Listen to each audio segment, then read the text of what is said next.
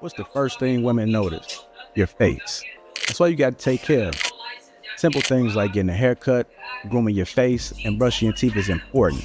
But there's one thing guys miss and that women always notice. It's when a guy isn't taking care of his skin. That's why I'm so excited to have T. Shanley as a sponsor of today's video. T. Shanley simplifies the process of taking care of your skin. They provide you with all the products you need and nothing you don't. Seriously, I don't think some of you believe me when I tell you how much implementing a quality skincare routine will improve your confidence in all aspects of your life. I recommend you start with the level 1 system, which comes with all the basics: daily face wash, exfoliating scrub, an AM moisturizer with an SPF 20 and a PM moisturizer. But and to make it dead simple for you guys, they provide an instruction card in every box that tells you when to use each product, how much to use, and in what order. But because T just sponsoring this video, they're offering you an amazing deal. Just click the first link in the description and get 40% off your first skincare system and free gift. Plus, as a member, you'll get 20% off for life. By the way, one of their new gift options is a silicone body scrubber, which is a $20 value and a complete game changer. Once you use this, you'll never go back to a regular loofah ever again. So don't wait any longer. Click the first link in the description to start your skincare journey today.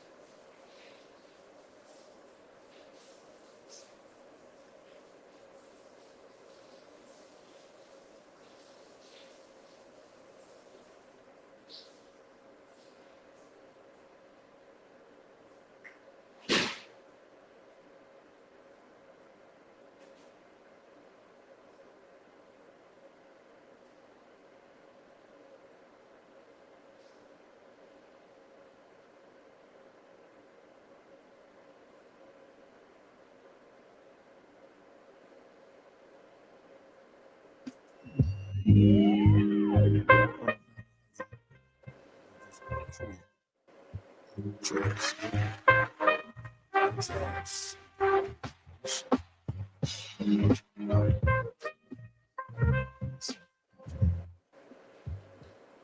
How y'all doing? Pretty good. You laughing at? I don't know. What was you doing?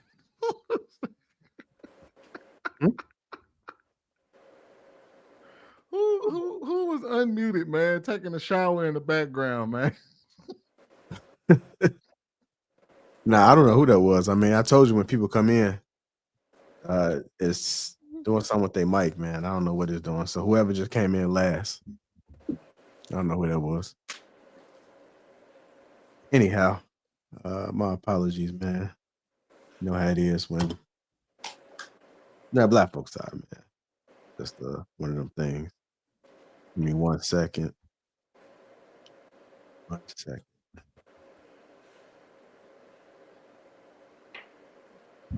How y'all doing on this Thursday? No complaints. Doing all right, man. I'm feeling a little down because we ain't get the intro music, man. Oh, I thought I had to. You know what? I was down. I didn't realize that I was down in the panel. So that's the reason why I thought it was playing. It was playing on my end, but wasn't playing on y'all end. So the whole time I'm thinking it's playing. Anyhow, what's going on, Ash? I'm good. I'm good. It's your first time. Y'all make sure y'all take it easy on it, man. Don't go too I can hard. hold my own. Y'all gotta hold back. Okay, well, there you go. All right. But you gotta tread lightly, man. I know Darwin. I can see the spark in your eye right there, Darwin. Wait, who is Darwin? Because the names are so little. Yeah, he's at the bottom. This is Darwin right here. Mm. Oh, okay.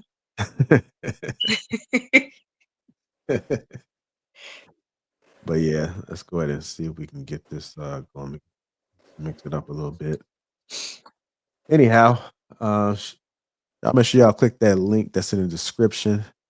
It's Tej Hanley, Uncomplicated Skincare for Men. You guys get 40% off along with a free gift.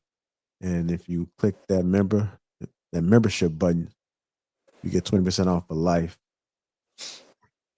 Also, let's see if we got in the chat. Angela Swift, Jamal Chambers, JR, who's in the shower. It wasn't me. I don't have a shower in this room, right? What's going on, Dr. Steele? How you doing? Kelvin Cook. Queenie is in the chat as well. Humble Dad, what's going on, brother? It's the Humble Dad. That family. Dale Matthews. Sir Nick, what's going on? Did they lose value the second they start talking? Keisha is the reason we are in the position we are in. Why put someone else's hair on your head? Okay. Susanna says hi. What's going on? How you doing? Welcome. Do me a favor, y'all hit that like button. Also, make sure you subscribe to that channel. We got OJ Did It. What's going on, brother? Everybody's coming in. Good to see you. Wayne from the South Side. We're South Side of where, Wayne? Where you from? Said South to you. Side. Chicago? South Side of LA? Where you from? Will says, who's loading the pistol? All right, somebody got a smoke detector going off. Who is that?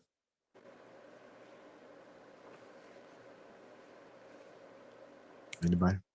I'm gonna tell you one thing that I noticed before we get this show started. People who have smoke detectors going off typically don't hear it.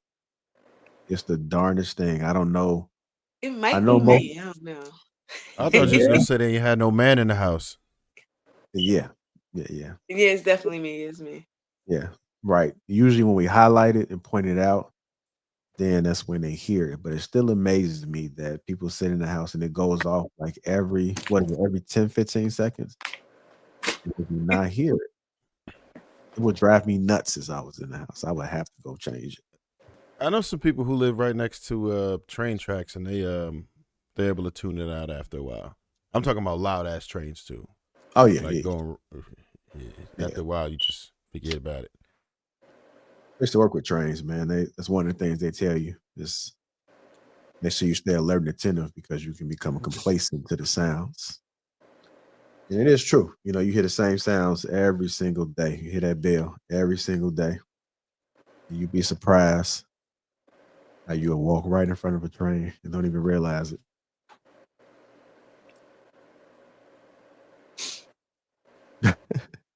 I'm talking about why you, not on actual live track, but this is just when they shoving equipment back and forth. You real tuned out if you could walk in front of a damn train. Something different. You'd be surprised. You would be surprised. Anyhow, we should have mistaken pulling up in a second. Chamonix, Coco, y'all there? It's okay for you guys to do y'all grand entry now.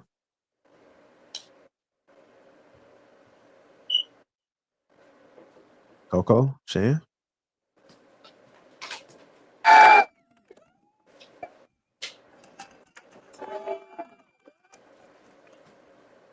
Maybe not.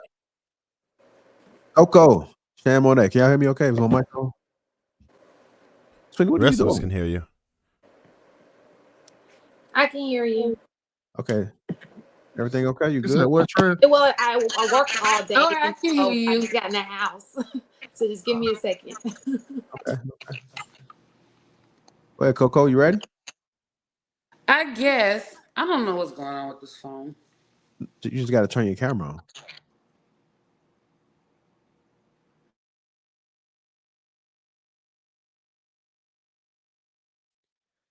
Oh man. Anyhow, let's go ahead and get this show started, man. Trying to make sure everybody's together. Hit that like button. Also, make sure you subscribe to the channel.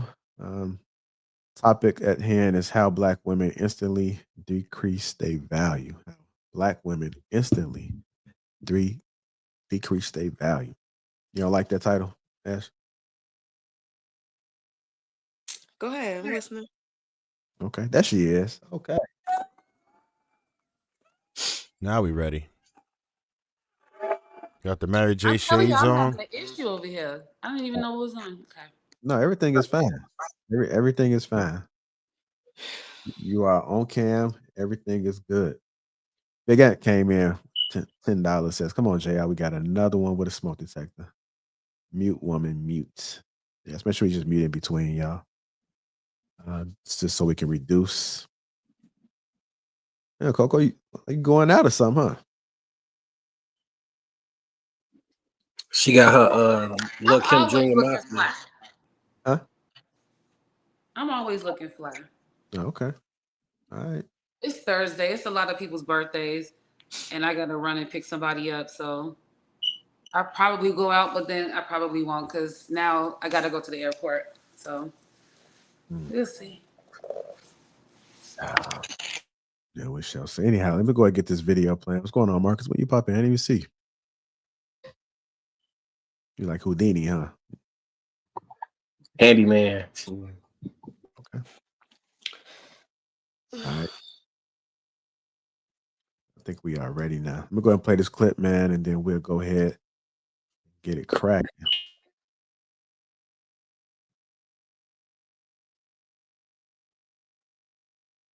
About how we learned about sex. Yeah. Who told you how to have sex? Not just safe sex, but pleasurable sex. Yeah. Not my mama. We all love the show Harlem. You do your thing in there, and you play Ty, who is very into her sexuality, right? And she's free. Is this something that when you saw the character that you were like, okay, I can relate to this? No, I was very much like, one, I love that it's good writing. When they were asking, like, how comfortable do you feel, like, with your nipples out, or how comfortable you feel? And I'm like, I got this body once. I'm gonna be 25 once. If there's any time I'm gonna have these titties out, it's now. You know what I mean? But for me, I think the biggest part was to try to showcase as much as I had power over real queer sex. Like, I love making love to women. I love when women feel pleasure. You know what I mean? It was also important for me to show that femininity in the sexuality as well, and that versatility, because I'm verse. But we're more hesitant into showing more of ourselves because we are judged, especially Black women. Because if we see Taylor Swift sleeping with this man and next week she got another man and singing about another man, I ain't never really hear her being called a hoe like Lori Harvey gets called a hoe. Right. Yeah. Who I only might have seen. We don't even know she's sleeping with some of these men. Right. We don't know what any of these people are Right. doing. But it's very sad that it has to always come to the point. Be our own. Yeah, you gotta hide, you gotta change that. Yeah. Also, though, I think white women just get this privilege that Black women or Hispanic women, other women just will never have. White women are revered. Like, there's a whole culture around protecting the white woman. So many Black women have died. Okay. And black men have died behind the protection of sexuality of a white woman and the protection of, you know, the sexuality of that white woman. And now they all look like light-skinned black women to me. I can't tell. Taylor Swift is the last white woman alive. She's very vanilla. She's vanilla. She's the only one I know. She's the only one. The rest of them, I'm like, That's a plain vanilla I said Keisha. Oh no, that's Sally. That's Sally. Sorry, girl. Let's go ahead and get into it, man. First part of the clip, man. So I know they spoke on Black women are not protected in the media, man. Let me go ahead and get your reactions to what you guys saw, and do speak on about Black women not being protected in the media. I'm gonna go ahead and I'm gonna start with. Let me start with you first, Aisha. Well, I think that Black women historically have not been protected. So I don't really think that it's surprised that we are not protected in the media. But I also think that a lot of that also has to do with the way that we portray ourselves to the public eye. Like, I feel like you are your own, worst enemy. So if you're putting those things out there and then you're saying, for example, Amber Rose had the slut walk, right? So this whole walk was about being proud, you know what I'm saying, to be a slut and be able to wear whatever you want to wear. But perception is everything. So if you're walking around like this and that, you're posing a risk to yourself. And it's, people aren't going to want to, even though it's not right, people aren't going to want to per se protect you, in certain instances just because of how you carry yourself. But I agree with the sentiment that like Black women aren't protected overall, which we've had this conversation a lot on this panel. So I definitely agree that Black women aren't protected. So I'm not surprised that they're not protected in the media. All right, go ahead, Trev.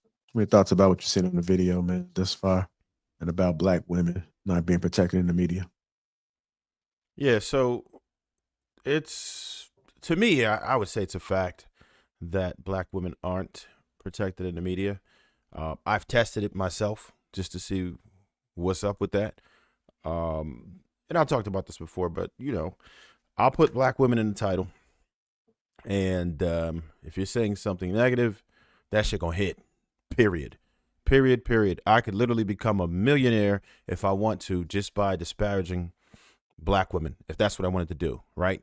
Easy, very easy, but that's just a fact, right? To me, it's a fact because I've seen it and I've collected the data, and that's just what it is. The only problem with that is I looked at how that happens. So Black women kind of help the issue, right? And it doesn't mean that it's right, but at the same time, you have to look at what's the cause of it and how do you stop it. When I do it, women go in there and they feed the algorithm. Whether it's in defense or whatever, it doesn't matter. It still feeds the algorithm. They engage like crazy. If I say something good, no engagement. So it's just one of them things. If everyone, including Black women, are compelled to engage when something negative is said. When something positive is said, they don't feed the algorithm nearly as much as a whole. That's just what it is. And secondly, I try not to make these crazy statements about, putting people in the bucket and saying all of y'all this and that. And I try to get to the bottom of it and be more pragmatic about it and not just jump into my feelings.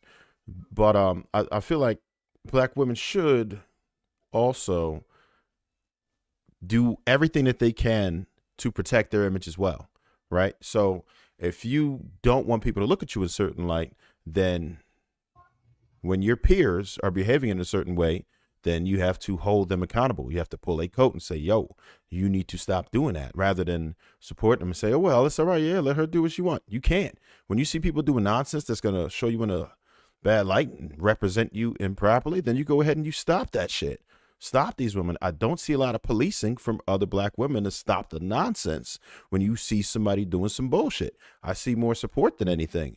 When women, you say, okay, well, you say women's empowerment and this and that, but then you dressing crazy, people ain't gonna respect it. There's a lot of things that we see, but it could be stopped simply by us because we're the machine pushing it half the damn time.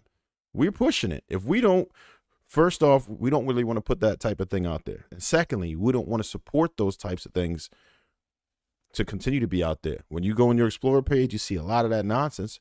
That's because you support it. It's because you engage with it. You have to ignore it and stop the women who you can reach from doing it. All right, go ahead, Coco. Your thoughts about the video and black women not being protected in the media? Well, I think Trev he just brought it home. So, I mean, I don't want to dig too far in that one, but he definitely solidified both sides of the effects on that. So what did you particularly like that Trev said?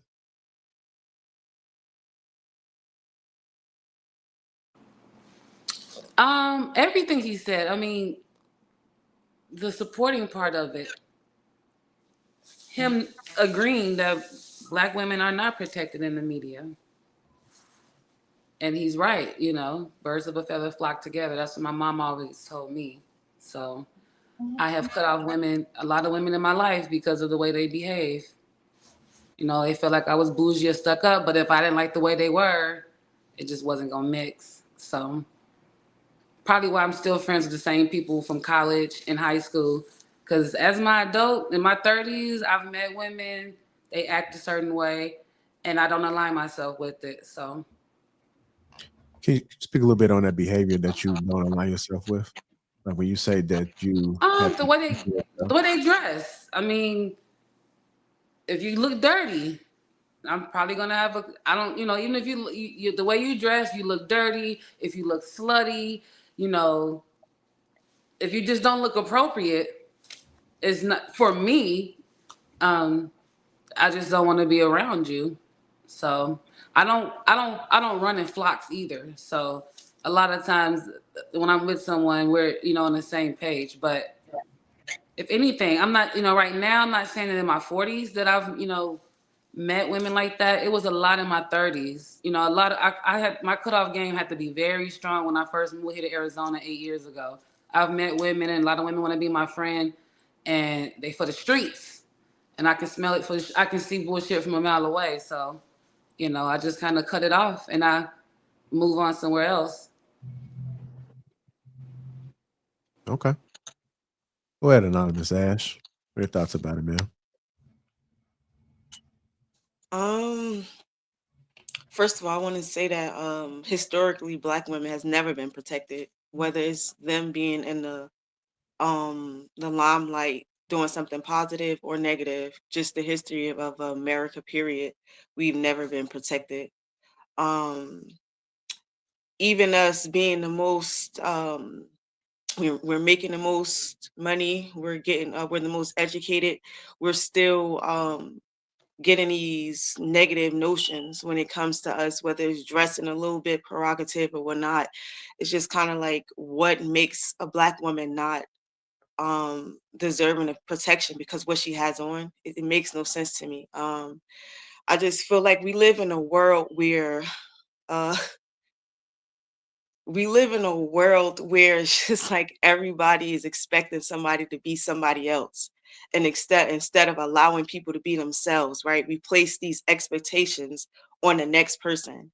I do believe that there's a way to conduct yourself, but then there comes a point where it's just kind of like you fall in the matrix of doing what let me see, you know, other cultures or races of people do when it comes to your own black sister, the same woman that may look like you. There's no woman, no human being of any type of race that has not had what I call a whole phase in their life, whether they want to sit here and admit it or not. You understand what I'm saying? So it's just kind of like um it, it comes a point in time where you are mature enough and you're understanding enough to be a compassion to be compassionate and have compassion for people like that instead of looking down on them. I still do believe that they deserve to be protected. You know, sometimes you might not do better because you don't know better, and then a lot of times those type of women they they lead with a lot of hurt, right? So they don't know how to operate outside of showing their body, you know. So they may kind of like just lead with prerogative energy and not know how to channel that into something different or to move differently. So I don't know. That's just my take on it. Okay. Go ahead, M. White. I think one of the most ways you could say women are protected is through like the sexualization and monetization of their sexualization, right? Would we agree on that? Would y'all agree on that? The largest group of porn actresses in America are white women. I kind of remember back in the 90s, black women didn't even like suck dick as a rule of thumb. It kind of was like, I don't know if I'm old enough to remember that, but it was a time when black women was like, no, I'm not even giving nobody no head. That was a moment. And I like in college, like shit, white girls was going, and the black women you was gonna have to probably do a little something, at least go on a date or something before you crack. The white ones gonna go that same day. So I don't know. I feel like if we talking in a context of like the sexualization, I think that one, black women do themselves a disservice by not admonishing the women that's extremely overtly sexual, if they feel that that's a form of not being protected, to be yes queen and co-signing with gay men when anything extra sexual goes on. If you don't distance yourself like Coco was saying, then you the one that's putting yourself in a line of fire. You know what I'm saying? The most protective thing that a black woman could do is get up under a man or the man in her family and listen to the shit they saying. Like if they tell you don't wear them little ass shorts outside, don't wear the shorts. They're not saying it because they want to be a misogynistic patriarch. No, it's some creeps out here, some niggas that do a lot. It's some people, not, you know what I'm saying, that do a whole lot of reckless, wild shit to women. And I want to make sure you safe. In order for me to protect you, you got to be able to listen to the shit I'm saying to you. I can't protect somebody. I tell, hey, don't cross the street. They shooting over there, and your ass say, nigga, you can't tell me nothing. I'm crossing the street, and you get shot. Then what you want me to say? Don't cry about being unprotected while you dying on the street. So I told your ass, don't walk across that street. It's a simple equation. You know what I'm saying? So the proportionality to protection is directly related to malleability and ability to listen to the men who are trying to protect you in your life, and women to that extent. So if people don't feel protected on an individual basis, you should inwardly look and say, hey, the people that should be protecting me, why aren't they? Or why is this? Where is the disconnect at? Because maybe I'm separating myself and saying I don't need this protection. You know what I'm saying? Security only work when you listen to the security. Security can have a whole big ass plan and lock a whole area down. You walk outside there and say, I'm gonna do what I want, I'm safe, and something happened to you. You can't then point at security and say, hey, y'all didn't protect me. We set up a parameter, we had a metal detector, and your ass snuck away and got kidnapped. That's on you, fam. But in regards to the image, yeah, the way it's promoted make black women seem extremely overly sexualized. And to be fair, the largest porn actors, like I said, is white women. So there's that. Okay. Go ahead, Shan.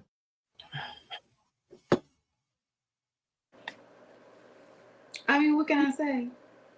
You know, I wish we had a subculture in black. Like, I wish we had different groups of black that we can define. You know what I'm saying? Because I'm just so tired of us all being clumped together. You know, people I see every day, they're clothed. It's for whatever reason we focus on the naked ones. When I go into a store, when I go out in public, I see people who have clothes on. When I look at the internet, I see the chick who doesn't have clothes on. She's not the norm. Okay, but we tend to focus on the minority, and we talk about it over. We talk about it. Nobody else talks about it. We talk about it all the time. We do it to ourselves. So that's the part I have a problem with. We know that's not the majority, but yet we talk about it all the time. It's just like, for what? If y'all go outside and y'all see nothing but hoes, get that neighborhood. You're in the wrong neighborhood. Because when I walk outside, I see black people going to work, doing the right thing, acting right, dressed appropriately. I don't know what to say. I don't know what to say. But you're right. On the internet, it gives a different picture. I mean, if you go into certain parts of town or you go out at certain times of night, yeah, you're going to see naked people of all races, not just black women. And I will agree that sometimes black women, don't know how to act loud. There are things about black women that we need to get in check, right? But for me, when I walk outside, I don't see that all the time. It's not the great majority to me. Sure. It's a minority of people that we just keep on focusing on. All we talk about, every week, every single week. Maybe if we stop focusing on it, stop giving them attention, they'll do the opposite. People like attention. Shan, real quick. And you're absolutely right, right? The funny thing is the reason why this is even a conversation is because the ones that are it is the hoes that are complaining about not being protected. That whole panel up there that we just watched, that whole panel was just all talking about how they were all either coming out of a hoe phase, was in a hoe phase. They don't mind being overly sexualized, but then they complain about being protected. You're absolutely right. You want to know what else I don't hear when I go outside with regular women outside? I also don't hear regular women complaining about not being protected.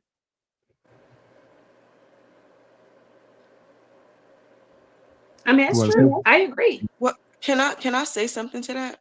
I think a lot of black men are misunderstanding when Black women say protected is not in the sense of you protecting me from somebody else.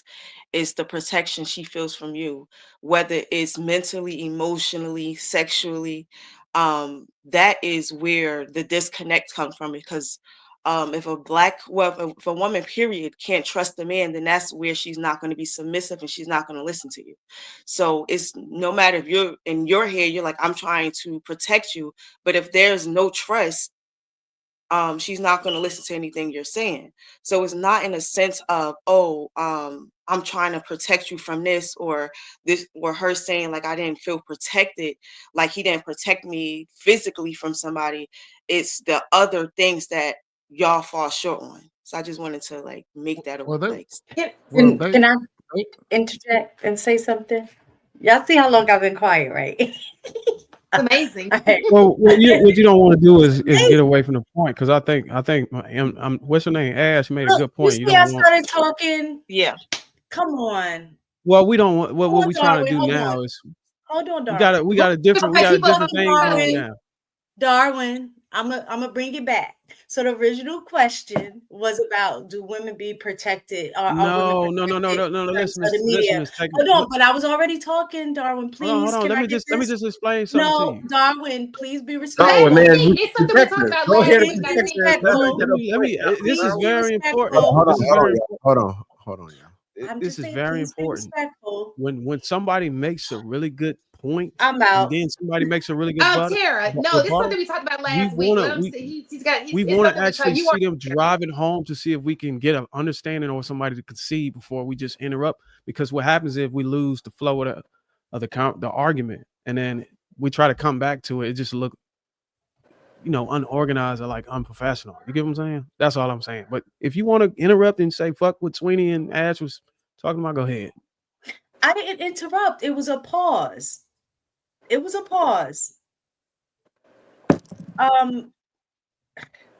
right, so it was two things. The first thing is like Marcus hit it in terms of historically, Black women and, well, I'll just say Black people, period, were their image was always on the negative side. Like Black men were always portrayed as the rapist, the, criminal, the danger, that aspect. And then Black women were always, sexualized, right? But the difference that I see now that's totally different, which we are in a time now more than ever that we have more control of our image than we did at any other time in terms of historically, because of social media. Social media, you choose personally what you want to put out to the world, right? So when we as women on the one end saying that we need protection and we don't we need protection, and that at the same time saying we should be free to do whatever we want and still expecting protection when we're putting ourselves out there to receive negative behavior or feedback from people, right? So on one hand, you can't complain that you're receiving this negative portrayal of behavior, when at the same time you're actually putting that out there, right? It just doesn't balance out. And then the other thing about the correcting other Black women, what I found is kind of like what Coco said, is many times as Black women, we don't want to be those who don't want to be associated with those group of women that behave like that. We tend to separate ourselves. We don't necessarily correct, we just remove ourselves from the situation. And a lot of times everyone's like, y'all need to correct them, y'all need to correct them. But as women, we know how other women act, right? So instead of even trying to engage, because it can go from 1 to 100 real quick, we'll just say, that's not my cup of tea, I'm out, and let them roll and do whatever it is that they're going to do on their own. So I think, the correction, I don't think a woman is going to listen to another woman unless there's a specific relationship that they have with that female. Other than that, we out. We're not going to engage. I think that transcends just. I'm sorry, just real quick. I just want it's like real quick. I think it transcends men like women boundaries, because that same thing worked for a lot of men, women. Sure, if you don't got a relationship with somebody and I can't tell your intent, you can't just tell me anything. If it ain't coming from a space where I believe that it was beneficial or helpful or productive for me, and it's just some hating shit or some negative shit or some salt throwing that shit don't land right. I'm sorry, Sweeney, you got it. Well, no, I just wanted to respond to Ash because she to Bruce's point, she did make a pretty good statement regarding the type of protection that women said that they want and how that's supposed to look. But when we're talking about the specific video, they were literally speaking about their image being protected in the media. For example, they were making the argument that they're being slut shamed or shamed for their sexuality, whereas you don't typically see these white women not being shamed for that.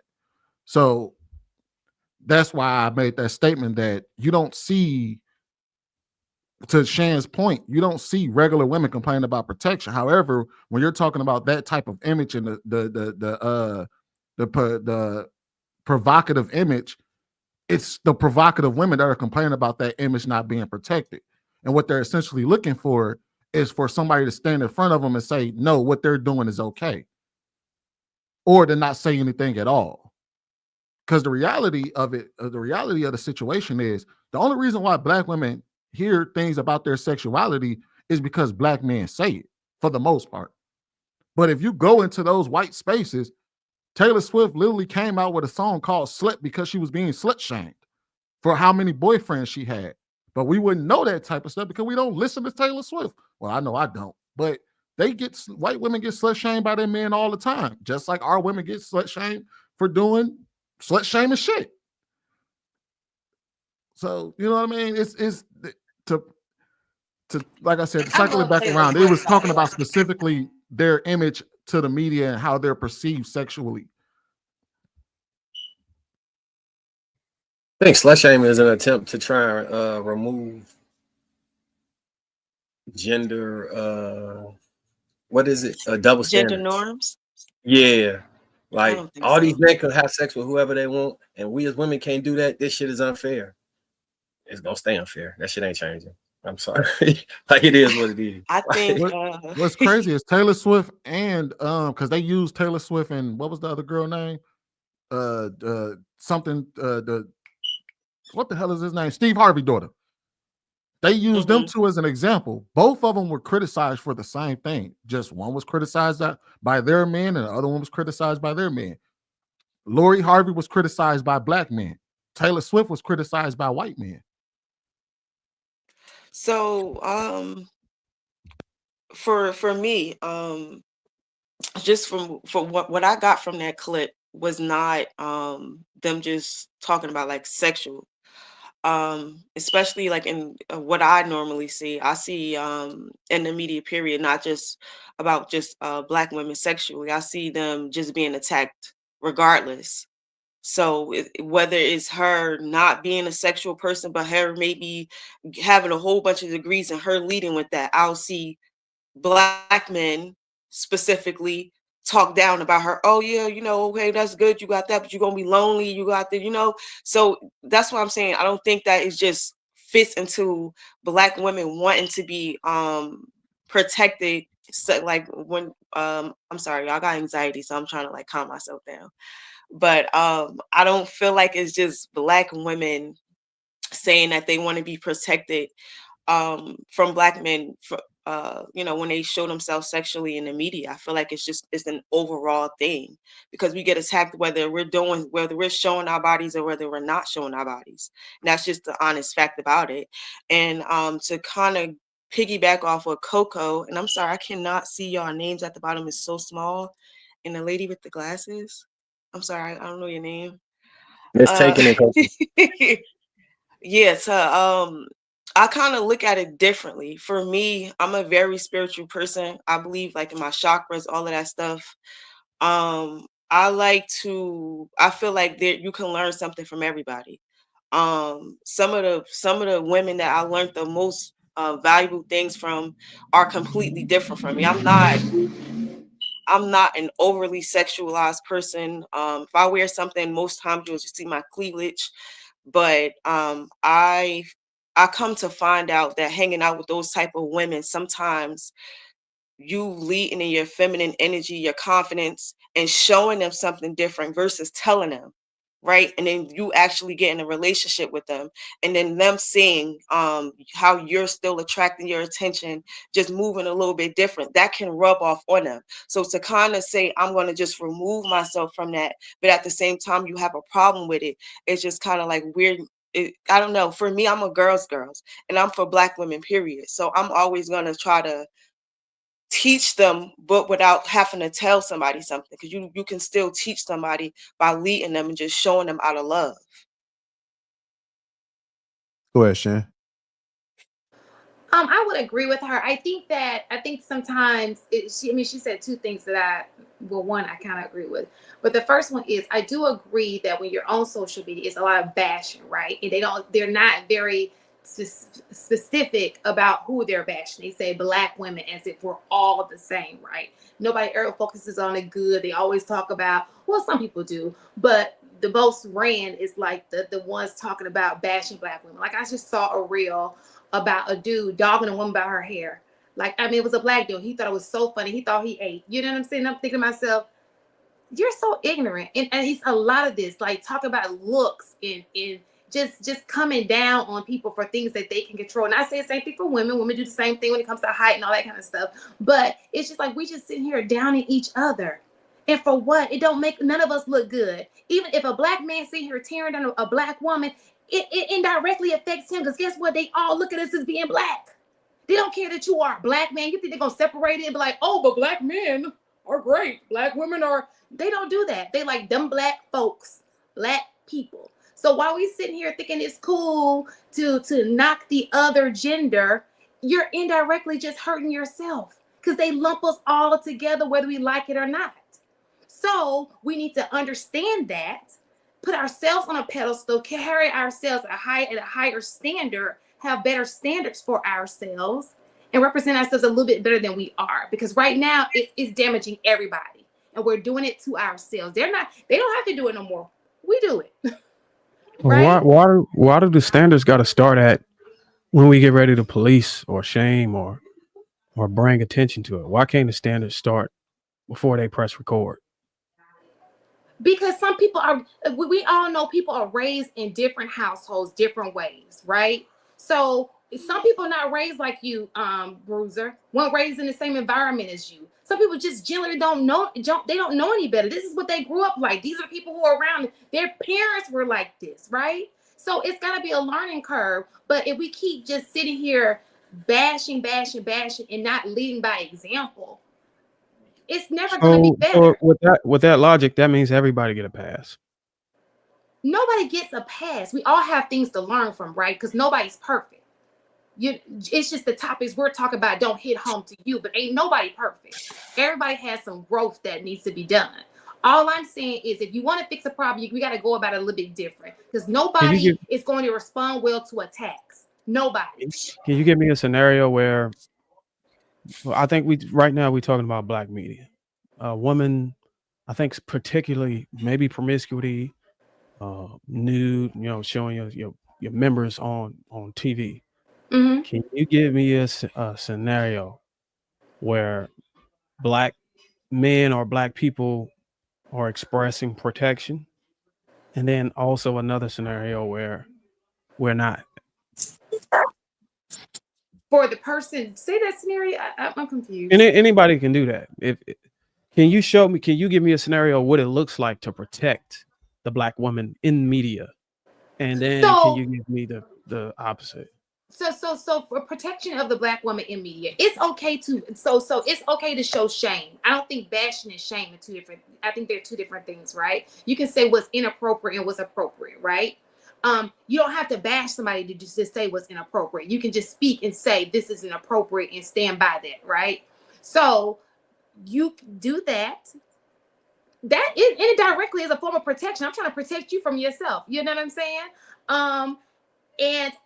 But what I think the problem is when it comes to people who aren't doing those things is so we focus so much on black women, because you see a few black women doing something, you keep seeing black women. No, it's them hoes. It's not all black women, it's them, right? I don't think y'all know what So I don't think y'all know what protection looks like. I don't even know if y'all know what what it we're is. saying is protection of the name at this point. We're not talking about anything at this point. We talk about social media. We're talking about protection of the black name, protection of what we stand for, right? And so when it comes to putting people out there, you need to have as much content talk about good positive things as you do bad. If you're gonna shame, also throw some good stuff in there so that people can know that it's not all bad. Because if I'm in another country and I don't even know black people like that, I would think that we ain't got because all I hear is people bashing. We bashing each other. It's never coming from another race. It's us bashing each other. So how they gonna respect us when we respect ourselves? Isn't that a form of like concern? Like, shouldn't the people that belong to the race be obligated to throw the first blow at their own people if they actually care about them? Well, I would advocate that. Go ahead. I agree. We can have a conversation about it, like we're having a conversation about it, because we're not bashing. We're sitting here having an intellectual conversation, saying some shit needs to change, right? But bashing is, look at that hoe in here, it's like Joe. We always trying to be the entertainment. When we gonna stop being entertained? Let's stop tap dancing. Jesus. Honestly, I don't think black women are being whatever degraded, or I think they're degrading themselves first on media, but I don't think what's happening in response to that, as if y'all call bashing and bringing them, I don't think that's amplified enough. You know what I'm saying? I don't think it's being done enough, because if it was being done enough, then these black women would be discouraged from appearing in media in this fashion. So me personally, I wish they would do more. I wish the shame would increase. Maybe it'll get to the head. Not talking about it at all ain't gonna do shit. I think it work in the opposite direction. Like, if you shame somebody, especially in this era, maybe back in the day before we had access to selectively pick what we are, outrage sales in whatever facet it is. That's why people who are trying to freak the algorithm do more and more and more extreme shit, because they got to shock people into being either in love with what they doing or hating that shit completely. And the easiest thing to do is make somebody hate what you're doing completely. Once you get them to that point, they'll hate watching, tune in, and you can convert that shit to money. So like if you do in this little sphere, a woman do something that's like the brick lady, for instance. If her end goal is to be famous, so everybody know who she is, she tell this lie, 100 people do videos on her, everybody know who she is. She is infamous at that point because we kept addressing it. We inadvertently gave her what she wanted by trying. We made her social media famous for something. I disagree with that. I think she hate her life. I think that's really ignorant. Sorry to say that, but I think that's a really ignorant mindset to have. I think you being a man, right? To me, what I feel like is lacking in today's society of men is the fact that there's a lot of like blame of just Black women, but I feel like part of being a leader is understanding or asking the questions on why, right? No Black woman just wakes up, or no woman in January just wakes up and be like, oh, I want to be this, the lowest part, you know what I'm saying, the lowest type of person I can be. Yes, you do. No, they don't. There's She, things. There's, how do you she know could that put you're not a woman to say how a woman thinks, right? all I gotta do is have eyes and a brain and be able to understand. Yeah, but what I'm telling you is, right, biologically, your brain does not work how my brain works. My brain doesn't work how your brain That's does, not a right? requirement for me to understand that you It, can it wake up and decide to I spread your ass on camera. I get what you're saying, but what I'm saying is part of being a good leader, right, is taking a step back and trying to figure out the questions why. That falls down to anything in life, whether you're a parent. What if I Can I told you I wait? already figured that Can I out? finish? Can I finish? Oh, I'm about to finish. Go ahead. So what I'm saying is that also goes down to like when you're a parent, you're a leader, right? If your child is acting out, you're just gonna keep beating your child's ass. That's a horrible parent. You're gonna it comes a point in time where you're just like, you know what? Let me take a sit back and figure out why. Like, why is my child acting like this? Everything, there's a cause and reaction for everything, and sometimes I think like I said, I feel like the thing that is missing in our community is compassion on one another. Because there's things that Black women experience that makes them the way that they are. They're not just the way that they are for no reason. That's what I'm saying. So once you kind of get this compassion and not the hate and the anger that you harbor for the women, you'll be able to kind of like look at her differently and lead with compassion, and maybe then that's when things will start changing. But if you're kind of fueling anger with, oh, I'm just gonna bash her, I think we should just shame her, like that's not helping. You get what I'm saying? What if I told you I already understand why these women are doing that? And maybe because you don't know me, you don't know what I do. You don't know that I know why these women are acting like hyenas. They're acting trashy and delusional. Can you give me an example of what you figured out? Because I do the same thing. Okay, so first of all, these women that are on here showing their ass, popping their coochie, getting undressed for the media, they don't have any damn standards. They don't have any principles they live by. That's why. Did you get deeper than that on the why they don't have principles, why they don't have standards? Yeah, because they wasn't taught it. They wasn't taught it, and they're not covered. Did You you want me to go further? see? Yeah, I'm just saying, because most women, right, from experience, because I'm a guidance, like a counselor or whatever, for drug and rehabs and stuff like that, and I do work with a lot of these women. I also work with men, so a lot of the times the behavior of a person stems from their childhood, right? A lot of overly sexually women have actually been sexually abused, and they have not dealt with that. They haven't got counseling, they haven't got healing, and for some reason they become very promiscuous. Like, I don't know why that's Can like you that, hold but on real that's quick? exactly what Why happened. didn't they you skipped a critical part. I'm glad you brought it back to childhood. We're on the same page. Mm-hmm. Why did they not get help? Why did they not get all the things they need necessary to keep themselves from deviating?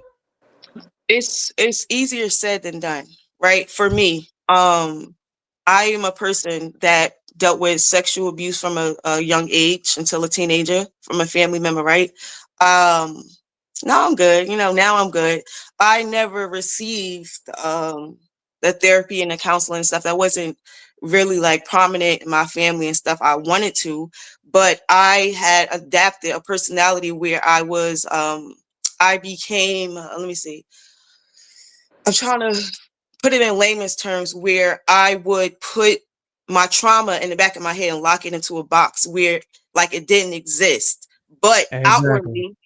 outwardly, how I was behaving, I did become a little promiscuous. I did have kids at a young age. But what I'm saying is sometimes a person would bury their trauma and they don't know that internally, right? Subconsciously, they're acting out in a way where it shows their trauma. And sometimes you're not aware of that because you're growing up in an You environment are. that your parents don't even have that knowledge. You're aware. You buried it intentionally. I And was then not and aware. I wasn't aware of it until I'm aware of it now because I got counseling. okay, so let me switch gears. Is therapy and all this counseling something you receive or something you seek after? I seeked after it So once. this Let me see. I think I was about 23 years old, and I had a midlife crisis. And everything that I buried inside of me, I started having nightmares of it. What you put it, like what you bury on in the inside, sometimes it's gonna come out one way or another. I was married for 13 years. I was in an abusive relationship and stuff. So all of that, my environment, my circumstances started to bring out of things that I buried. So I seek counseling on my own. Sometimes people got to exactly go through the trauma to want to reach right. and get the stuff themselves. I get it. So you went from a reactive standpoint. The Yeah. angle I come from is a proactive. So what I'm gonna do is I'm gonna pull it out of you before you go bust it out wide open and have all these kids and hit a midlife crisis. I'm in the trenches in the front. I'm not playing in the back, waiting on you to come back with your wounds so we can strap you up. You see the difference? We on the same team. We just coming from two different angles. Yeah, because you're logical. That you're a man, so I get it. There you go. Now you gave me my masculinity back. Thank you. Appreciate that. Can I jump in real Okay, quick? go ahead. Huh? Let's Go go ahead. Coco and then Sharon. Oh, I just wanted to say, can we shift what about you guys are only dressing the promiscuous women that obviously do things on social media, but men are dragging black women that are not like that just because they don't like us black women. And I'm going to be very candid, even though it's over with, but even in this platform, men have dragged women of leadership. And y'all dragged Michelle Obama. Y'all dragged Drug Michelle Obama. Harris. You What's did, name y'all be the dragging whole time. Oh, she don't do shit but just dance. She don't do like y'all was just finding Who? anything to say about this woman. Who? Anything. Oh, she fucked her way to the top, blah, blah, blah, blah, blah, blah. Who? Kamala? Anything. She walks around with grace. She wears her pearls. She's very demure. But the way she got dragged in the media with the black men, that's what happened to her. And she's not a slut. You're not So we lying. can keep on ratting that way. Yes, we But drug men Michelle. drag black women in general when No, y'all we just don't drug Kamala. see what y'all don't like. But We for Yeah, drug what so though? Kamala.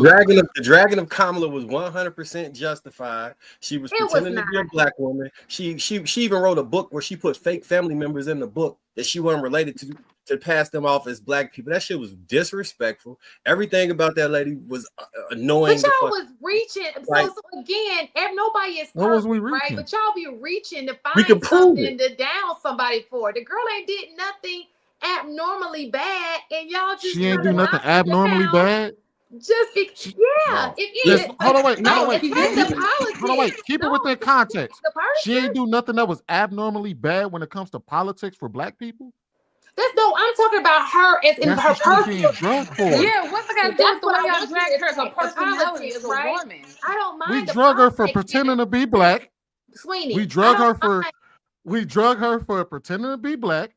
For pushing immigrants into our communities that we didn't call for, taking the funding from us, putting Chicago on $1 billion in debt. And that was a mandate from the federal government. Their whole policy position was anti-Black American at the core. At the core of that shit was anti. And like I said, I'm the not black taking that men shit were And, the back. and loudest even ones. if that The is the black case, she men still were got the 85% loudest of our ones vote. against Listen, Kamala. Y'all were the when that loudest voice through this entire Why should campaign Coco, against why that shouldn't black she? woman. Coco, I got Why you. It shouldn't we be wasn't the this loudest panel right voices? here, cause Sweeney, it wasn't this panel right here, but I do remember when people going hard when that one judge got appointed to the Supreme Court, and I'm like, y'all ain't never got no other judge for being appointed. The black woman who got appointed, it wasn't y'all, but it was this platform. And What, the they were going manosphere? Do hard, you and I'm remember what like, they well, what said? about the other judges? It was just the black one. What did they say? I mean, it was just coming for her. They were like, "Oh, About she's what? not qualified," and blah blah blah. Even when, What did listen, what did even we feel when like she Polly wasn't? became the Ariel of the Little Miss Mermaid, it was people on this platform who came for that girl. Somebody she was not of all the Ain't little. nobody coming for her about being no damn Ariel. Then come on, stop it. It wasn't Nah, that just wasn't that. Sweeney. No, And it It hold was on. not a wasn't. thing, man. She got Do you It mostly was. supported for that. Shay, You do haven't you been watching support this. an I see you haven't abortion, been bro? watching this network for a long time, but it did happen. What network? This one? Yes. Show me on this network where black men were criticizing her for becoming a Little Mermaid. Come on, None. man. Look, there was not one person who cared about her becoming the Little Listen, Mermaid. Queenie. This lady it was driving not around in a you. bus with mobile abortions to kill black baby. Come on now, how the fuck is we supposed to support Listen, that? Like I, they pulling up so Sweeney, like how much do you Uber want to abort. put on it that it took place on I this bet you 6 shots. Not 6 shots. What's Of that? 151. 6 No, shots I of want some 151. money, honey. No, I don't give money. It I really bet a did. shot any day of the week, but I ain't betting no Sweeney, money. it wasn't this panel. It was when it was a different panel. Because I What used did they to say watch. about her becoming the Little Mermaid? It was. And I was a on that mistake panel, to so I know remember. what she's talking about. What did they say? It was just really being just criticizing to the utmost. Like, why we talk about Little Mermaid? Be happy the girl got the job. What It's did they not say? that serious. What did they say? It was just saying she wasn't quite like how they picked. I'll be mad if she was My Little Mermaid too. You remember how they had that whole little thing with the girls were doing like, oh, she's like one of us. They criticized that whole little just everything was going on. Like, They talked about her getting That was pregnant, white like, people. oh, That wasn't even us. I ain't seen No, that black All right, person. hold on, y'all. Hold on. Let me get to these super chats. Lapeef, can you please tell them what I'm talking about? Because you were here. I'll You're see the if I only can. person. I'll see if I can try to find a video and put the link. Thank in the you, chat. Jesus, because they talk about something and they weren't even here. because they were. They talked No, about I her. was getting, here. I was being- watching the shows. being I ain't never America's seen us Mermaid, criticize and her now for she's being a Little pregnant, Mermaid. and she wasn't married, and she's pregnant with DDG, whatever his name is. Who? No, Like, this y'all is was what gonna she. shame on her. Like, Hold on. Let me get to immediately these her super chats. image changed, or her image was ruined Get to these super because she chats. got pregnant by that guy, and she was the Little Mermaid. Like, What? y'all, I'm telling you, y'all black All right, men, y'all are the loud. It was before then. Hold on, y'all. Hold on. Let me get to this. I'm gonna Jamal find Campbell, $2. Ash, black men stood with black women from slavery on. BZ, $5 says for the Lapeef Network Smoke Detector Battery Fund. Happy holidays. Mark G, $5 says name the Indian, Asian, and white artists who are as popular and sexual as Lil Kim, Megan Thee Stallion, Sexy Red, Nicki Minaj, etc. Ekin A, $5 says men will not slut shame you if you ain't acting slut. If you're showing your cleavage, you acting slut. You can't walk with hoes and expect difference. Chosen 1619 199 says, why is this grace only given to women and not men? The will with the 499 says, Kamala got 80% of black men male votes. Stop the cap. BZ, formerly Baby Zaddy, $2 says, see what you did, Coco. It was peaceful. It was a peaceful show. Thank everybody that's contributed to the platform. Let's go ahead and continue with this video. What's going on, DJ? How you doing? Welcome to the panel. JR, can I put a myth away real quick before you move on? As long as nobody else respond, we good. All right. First of all, the biggest critics of that girl with the DDG boyfriend were actually women. It wasn't us. Y'all were mad because she didn't tell y'all about the baby and that she was pregnant, and then she came out and said yes, I was pregnant, and y'all need to stay out of my business, and y'all went in on her. It was not men. Stop blaming us for that shit. That ain't had nothing to do with us. Okay. Thank you, Sweeney. Down to Christina Aguilera, Britney Spears. Sweeney, you were not on the call that day, so we'll give you a pass for that. All right. Here we go, y'all. Jussie, you came up with a term. Zozo?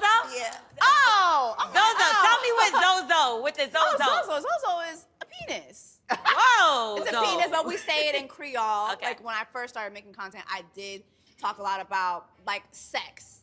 But when I would talk about it, I would talk about either like past experiences or experiences from friends. And even then it was seen as, oh my God, like, why are you talking about this? I'm like, we're all getting angry. And so, yeah, in my culture, it was really horrible to say it. Like, it was horrible, like, as a Haitian girl to acknowledge that you have had sex. I started having sex at 19, and I didn't tell my mom, like, she kept talking to me like I was a virgin. Mm-hmm. And then I was like, you know, Mom, I had sex. What? I come from a very religious background. Right. And so I remember, like, I fell into a deep depression, and I went into a revival my friend was having at a Jamaican church. I'm like, you know, I'm going to hell. I'm dying.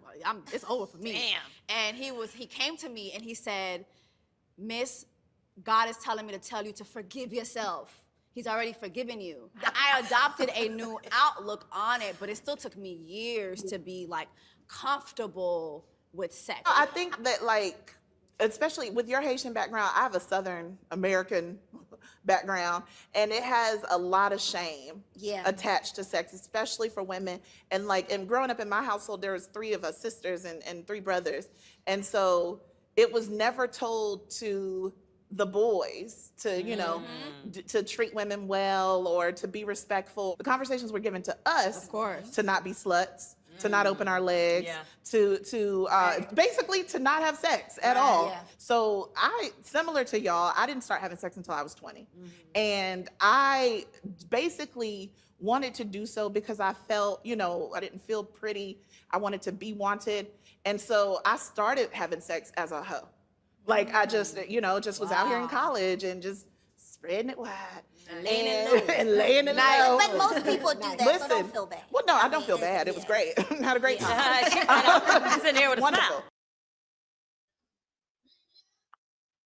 So Ash, there goes a case with even with structure, even with household principles, these heathens still nasty, trashy, and delusional. Why? She said she's talking about her. They got a term called Zozo. She's talking about a past experience, a past penis. And then she run into somebody who you would think was supposed to hold her accountable and tell her to turn away from her ways. But no, they say, oh, God just forgive you so you can be more comfortable doing the same shit. And then you got another woman who was raised up to not go and do it. And what that backfired. So how do you the argument that we had earlier is a case where you had Black women raised in structure with principles and standards to live by, but still deviate. And now you see why motherfuckers jump down their neck because they fucking know better. So have you, right? All of us has been kids before, right? So it's easier to tell your kids not to do something, right? But then they get curious because you don't tell them why not to do something. So it's just like you get them a set of rules. Oh yeah, don't have sex before marriage. Don't do this. Don't do that. Don't do that. But it's just kind of like, okay, why are you not supposed to do this? I'm American, but I also have Caribbean parents. My father's Jamaican, my mother's Nigerian. And I consider myself just a Black American girl, right? I grew up with different friends, white friends, Spanish friends, and stuff like that. And I noticed a big difference. They were able to have the conversations we weren't able to have in my household, right? My friends was able to go talk to their parents about them having sex. And once their parents, once they established that relationship and that bond with their parents were able to tell them like, hey, yeah, you just don't go around doing this or having sex with this guy or this man or whatever the case may be. The fathers were able to step in and kind of navigate their daughters in ways where they teach them the difference between a man who just want to have sex with you and a guy who is really for you. And I think that this is why you will see so many baby mamas and baby daddies in the Black community, because we don't speak to our kids about sex and tell them what it really is and what it's not. We just expect to tell them a set of rules and then they just supposed to listen to it. That's not the world that we live in. We're human beings, right? We have free will and we're very curious by nature. So when you don't tell the importance and teach the value of your womb, right? Especially to a woman, her sexual organs and stuff like that, you don't kind of feed into her importance to her, like how important that is not to share that with everybody. You're going to get a little girl who's curious, especially if you're her father. Not saying you, I'm just speaking in general. If you're her father, you're the man that's supposed to teach her, hey, listen, baby, there's going to be a lot of boys out here that's after your cookie because it's valuable. But if you're not saying it, she's going to these little boys and they're just feeding her, feeding it in her ear or whatever and sleeping with her. You won't call her a hooligan for not understanding the importance? Want me to tell you why? I'm gonna premise it like this. Whenever your parents told you no, don't go do that shit? I did, because I was a very curious person. Hang on. Did you want? Did you want to know why they told you not to? Yes, I'm still. And hold on. Right. So you wanted to know why. Did you go and ask why? So in my house, I didn't have a relationship. My parents didn't give me the space to ask them anything. It was just kind of like, it's my way or the highway. What I say goes, this is that. They didn't create a space where I can sit down and be vulnerable with them, say, hey, mom, hey, dad, you know, this is what's going on, or I'm having urges or things. They didn't create that type of Okay. space. Okay, so your parents didn't allow you to have a two-way communication to get context and to understanding. Yeah. What era did you grow up in the 80s, 90s, what? 90s, 2000? 90s. You grew up in the 90s, so you had access to the internet. So if you wanted to know why, you could have the same fingers you used to wrap around that penis, you could have put them on that damn Are keyboard. you being honest right now? Because you sitting here saying in the 90s, I had access, right? Even in 2001, you still had to get on AOL, and Google was not the Google that it is now. You The just fact can't that get up you there. know that Wait, lets me well, know you know a path to get on there and to do what research. I'm just saying to you is it was not how easily accessible it is for you just to type up, oh, yeah, let me see. It Okay, was, come I on. get it. I get it. Come Which on. one more easier to wrap your fingers around a cock or to get on a computer?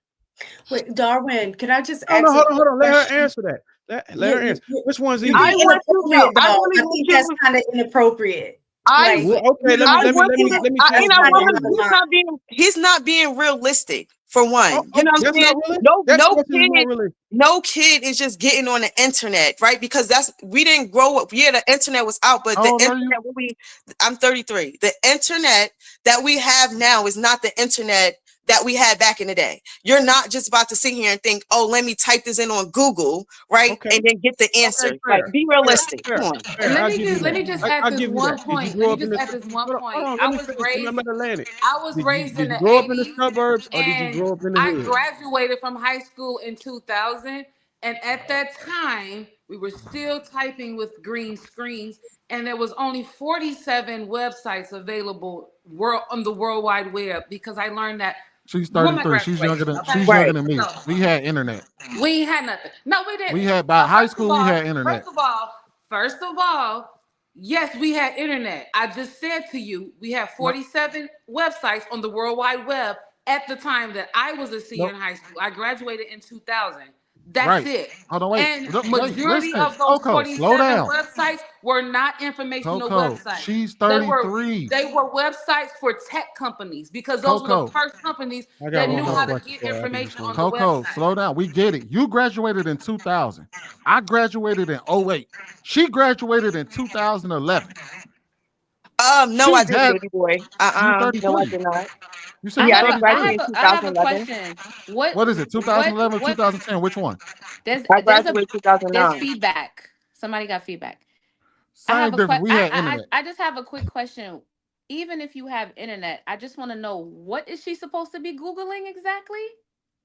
Why am I not supposed to have sex before marriage? Thank you. No, he didn't say Secondly, that. He did not say that. He said how I to grip didn't a penis. That's what he No, said. that's not Verbatim. what I would. Really, that's what you would Google, trying to figure out why. First of all, let's take Let's do internet off this. the plate. Tell Since me you what want to Google, and I'm gonna hold Google hang it, on and real let's quick. see what it comes up Since with. you want to be like that, take the internet out of it. Where was you raised? Was you raised in the hood? Was you raised in the inner city, or was you raised in a good neighborhood, suburbans? I was raised in a two-parent household for one, and I was raised in, I won't say the hood, but it was like suburban. a good neighborhood. Did you It was watch in any? North. Hold on. Okay, did you watch any movies, or were you around where you could see that having sex as a teen? I think they had teen pregnancy and all. I mean, teen TV shows and all kinds of shit. Did you see with your own eyes and be able to see that? Damn, this is probably a bad idea to do. They had a movie that came out I from the want to girl ask in you. the Wait, church. I want to ask you this question: did you lose your virginity when you got married? Can you? I will answer No. that question. Can you ask that question? I will answer that question after you answer the first question. No, I did not. You want to know why? Because I'm a teenager. You didn't see no films. Let me tell you, the only thing, I had friends and stuff that was already having sex way before me and stuff, but I just never did it, right? I got my first boyfriend and stuff like that, and this is what you think, right? So I'm telling you how I was thinking as a kid. I don't have all the answers as 14, 15 years old. I don't have all the answers. I'm not thinking that far ahead. Like, this is what I'm saying, be realistic. I don't feel like you're being realistic at all. And then I'm also asking you, did you wait until you were married, until you had sex? I guarantee you the answer is no. Did I ask you? Did you wait till you was married to have sex? That's not what I asked you. Okay, but Well, I that was asked you a question. He though. asked you, did you have That access was to the the question information? that He I didn't. was His asking question you. was, you have Okay, access but to I'm the just information. I'm going somewhere with this, right? So All right, can Dara. you All answer right, the Dara, ask question? your question, Dara. Yeah, I was gonna I didn't wait till I didn't wait till I was married Okay to have then. sex. So were you thinking, oh, let me Google reasons why I shouldn't get married? I mean, why I should have sex? Wait to have sex before I get married. Would you Googling that? Hell yeah. Let me tell you this. All of my kids were within wedlock. I don't have any kids out of wedlock, and I'm currently married around 10 years. Okay. And I'm 38 years old. So what do you I think? didn't. I You so thought, I didn't Google it. But But I how looked many in the bodies have you had in between that time? And that was the question that I was gonna ask. how is that Like gonna? I How is okay, that gonna? hold on. Let me just Okay, finish go and you ahead. can answer it. All I was gonna say is I do not think that we should be defending behavior like the girls on there were talking about. I'm not saying that we should not have sex, but I think we are, especially as a country, we are overly sexualized, right? Not just women, men too, right? Because the thing is that we critique women on being over sexualized and we make them responsible for individual behavior, right? So what happens is a woman gets blamed when she's having sex with a man. The man won't get blamed for having No, you sex with don't. women, right? We No, understand you the don't. double Yeah, let her finish, y'all. Let her finish. we understand the double standard, but what I'm saying is if you are claiming to be a leader, you are claiming to be a coach, my thing is you need to coach what's right. If the message is we don't need to be having a bunch of sex with random people all over the place, creating broken homes, having, kids out of wedlock, not getting married, all of the things, then that message needs to be provided to both young boys and young girls. So everybody's on the same page, So moving the hang same on. direction. So what you That can't was do all I is was give gonna us say. what you can do is give us a video where we have to apply our response to a particular situation where we're talking about women and then access to policeman. This conversation and the topic is not about that. Secondly, you can't sit here and say women are getting shamed or critiqued because they have sex with a man. That's false. That's not what's happening. They're having sex with men, plural. That's Right. the problem. That We was ain't my never point, shamed no woman Darwin. for having sex with one man. Never. But It's Darwin, always been that's my Tom, point. Dick, and Harry. The same women that you're saying having sex with multiple men, you are on the back end criticizing those women or saying that they don't need to be doing X, Y, and Z. They need to be held to a certain standard. So the same women that you are like, what's the word, shaming, at the same time you're creating. So what you can't do both. Hold on, You wait. can't create a bunch. You Actually, can't I take can. hold on. The person Hold you on. talking Let to her can. You finish, can't Darwin. take Let her part. finish. You can't take part in creating hoes and then bash the girls for being hoes. I didn't create a hoe. That's what And I'm I'm saying. not saying, listen, when I You say can't, you, the stuff you whether you saying is have or can't be not, I'm directed kind to of me because that's speaking not in what I'm general. doing. Okay, Hold but I on. get it. But Let whenever me you correct address it. me, you're When I'm saying you, I'm meaning in kind of in general terms, but I'm talking to you. So when I say you, let me rephrase that and say men. Men are creating holes and then on the back end are also trying to, shame them for being holes. So you can't be am part I of the not a problem man? and the Am I not solution at part the of same men? time. That doesn't make sense. Your retraction don't It even. doesn't. You're right. It So does. you It Hold still on, makes sense including me because in men that. are hoes hold too. hold on, y'all. Hold on. We keep talking over each other, y'all. Let's wait till people finish. Let's make sure that we actually going somewhere with the points. Let's not talk. All I'm trying to tell her is, the person you speaking to, you can't speak to me in general. Whenever I have the credibility to be able to speak it. I can shame whoever the hell I want because I'm living within my standard and the principles that I'm Now, critiquing about. Now, forever, whatever. It doesn't what I'm matter. saying is you wasn't in the past. Was I speaking in the past? You're Can I Hold- interject You're for a speaking second? about women being hoes. Okay If then. women are hoes, and if they're not Okay, sleeping should with I, hold somebody on, right should, now, should I, like, should I, come on, you if know I, what I'm talking if about, I don't Darwin. earn, if back in the days, if I don't earn merchandise, I can't sell merchandise. But if I open up a store 20 years later, I can sell merchandise. So your whole logic don't make any sense. I No, can you're not speak making sense. You're from being where I'm disingenuous because I'm you know speaking exactly from what I'm Darwin, integrity. talking hold on about. a second. I don't speak Darwin, from so you're 20, 30 years ago. I speak from integrity from what I'm doing now, what I'm walking now. That's where I Darwin, speak from. you And I DJ, made let him sure I finish. didn't make let me and I made just sure I say didn't DJ, make let this. him none of the finish. Hold on, DJ, and I let him. made sure Go I ahead. didn't make none of the mistakes that would put me or make me culpable or make me complicit in what I'm talking about. I didn't make none of those mistakes. So you got to miss me with the BS.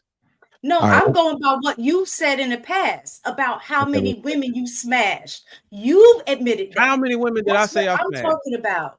No, you said I used to get down. I know I look good. Like that was the thing that you used to say. Okay. And you would try to get on other men on the panel saying, well, I mean, you probably did that because you really didn't, the way you look, you really didn't get a lot of girls. Okay, what's You your do point? that. You do that. You have laid your claim to fame how back in the day you used to smash. So I'm not trying to say And you know don't what I keep the did? message now, because I think everybody has redemption. Everybody should grow. Everybody should not be moving the same way that they did in the past. But what I'm saying is keep the message clear. What's right is right. What's right has So no what? gender. So if we're So talking about what's unclear about my being message? promiscuous, boys can be promiscuous, girls can be promiscuous. So No. if the message is stop being promiscuous, then preach that message across the board. That was the only thing that I was saying. I'm telling you, I preach the message across the board. Why do you think I don't? Why do you don't think I don't fit the archetype or the criteria of the things we talk about every day on this panel? I feel like literally Hold live within the principles on. and the standards that I speak on. So I don't know what you talking about. You All right, can't hold on. put me in that because that's not where I'm hailing from. Okay, hold on, y'all. Let's go to DJ Shan, and let's make sure we shut a mic. Go ahead, DJ. Then we'll come to Shan, and let's get Sweeney back in there. Oh, thanks. Actually, I am married 21 years. Get it right. Period. So just really quick, just to address the tactic that Darwin is using. When you're addressing Black women, it seems like you're addressing us as a collective. But then when it's time for us to throw it back to you as a collective, you suddenly remove yourself and you come up on this moral high ground and say, I'm a married man. This doesn't apply to me. If you are going to throw out all of this visceral towards the Black women as a collective, you also have to receive it as a collective. This is not about your anecdotal position as a married man. We're speaking back to you as a collective. So I just wanted to clarify that. And I just feel like, promiscuous behavior starts off with what your idea is as a family. And if y'all really want to go back, we could talk about the absentee fatherism and the validation that women seek as a result of those absentee fathers. But I don't hear anybody on this panel taking any accountability for that aspect and that angle of this conversation, which is very, very important. Okay. The reason why we didn't, because we premise our responses on a topic that JR gave us in the video that we was responding to. And when I made my statement, I spoke from integrity. That's the reason why Ash direct me specifically, not collectively. She wasn't speaking to me as a collective. She was speaking at me. She asked me personalized questions, and everybody interrupted, coming up with their interruptions under the guise that they want to go probe and dig more on me. So miss me with this disguise that you coming at me with a collective. That's bullshit. You was coming at me specifically, and it all stemmed from the first question Ash asked. So I don't buy it. And what we got to do is stop looking at topics and videos that's on a specific subject, a specific gender, in a specific case, and try to shift the conversation over to holding the man accountable. We do that shit every time. I don't know why y'all can't just stay on the hill and die on your own sword. We do it all the time when it's time to talk about us. Well, Actually, you guys Hold on, shifted to the hold on, usually, y'all. but I'll leave it at that. Hold on, we're going to Shan. Aisha, did you want to get in there too? Okay. Okay, so I have a question. Okay, so one of the things I heard, I'm going to bring it back to the women, right? Because I do want us to understand women. One of the things I heard, like one of the girls said, she's a Southern girl. I too was raised in the South where it was shamed. You were raised a certain way. It was like you to be a Southern belle. You had to close your legs. You don't give it out to men, all that kind of stuff, right? I do think that church has a lot to do with this. I think that a lot of people who are strong on their beliefs were raised, like whether you believed in it or not, your mama had you in church, you had a higher God that you believed into, right? Because I think that there are some people who don't have that. And so they're like, those beliefs that some people have, they just don't have them for themselves. We have to look at that. Maybe they don't think of a higher power where we may be fearing God, like you're not supposed to be promiscuous, you're not supposed to fornicate, or you feel bad doing it. And some people don't believe in that. Some people just feel like it's my body, it's my choice. There's nothing else that I have to, hold myself accountable to, but myself. It's something I want to do. It's something I want to do, and that's something we have to look at. Another thing I wanted to address too was the behavior of women. We have to first of all understand women. Women like attention, right? Women like to be adored.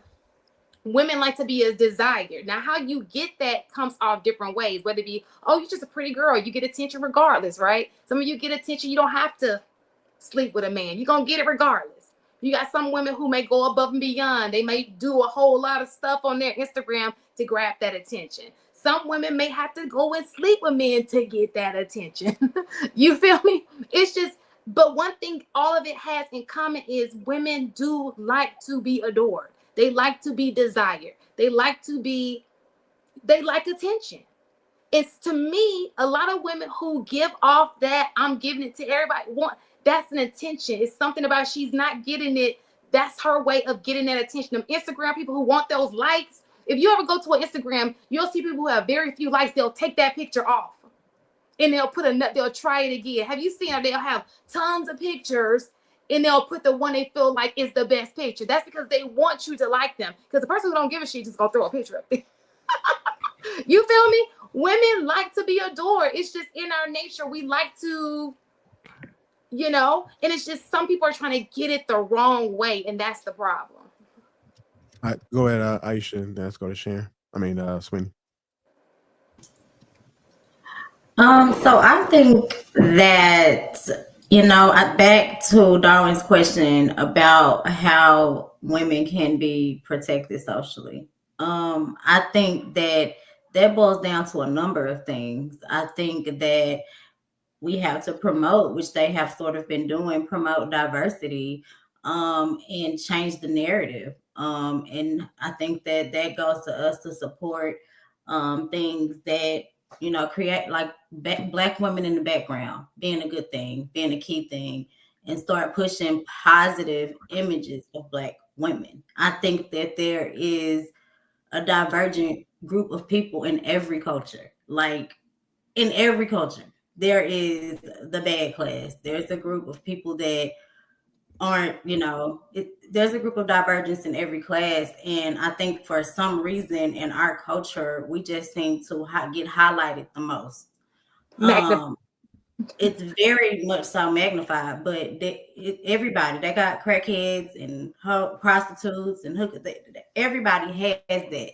So I think that the fact that it's magnified amongst Black women, like Shan said, we walk outside and we don't see these people. Yet we get on this panel and that's all we talk about. We're talking about people that we don't even see every day.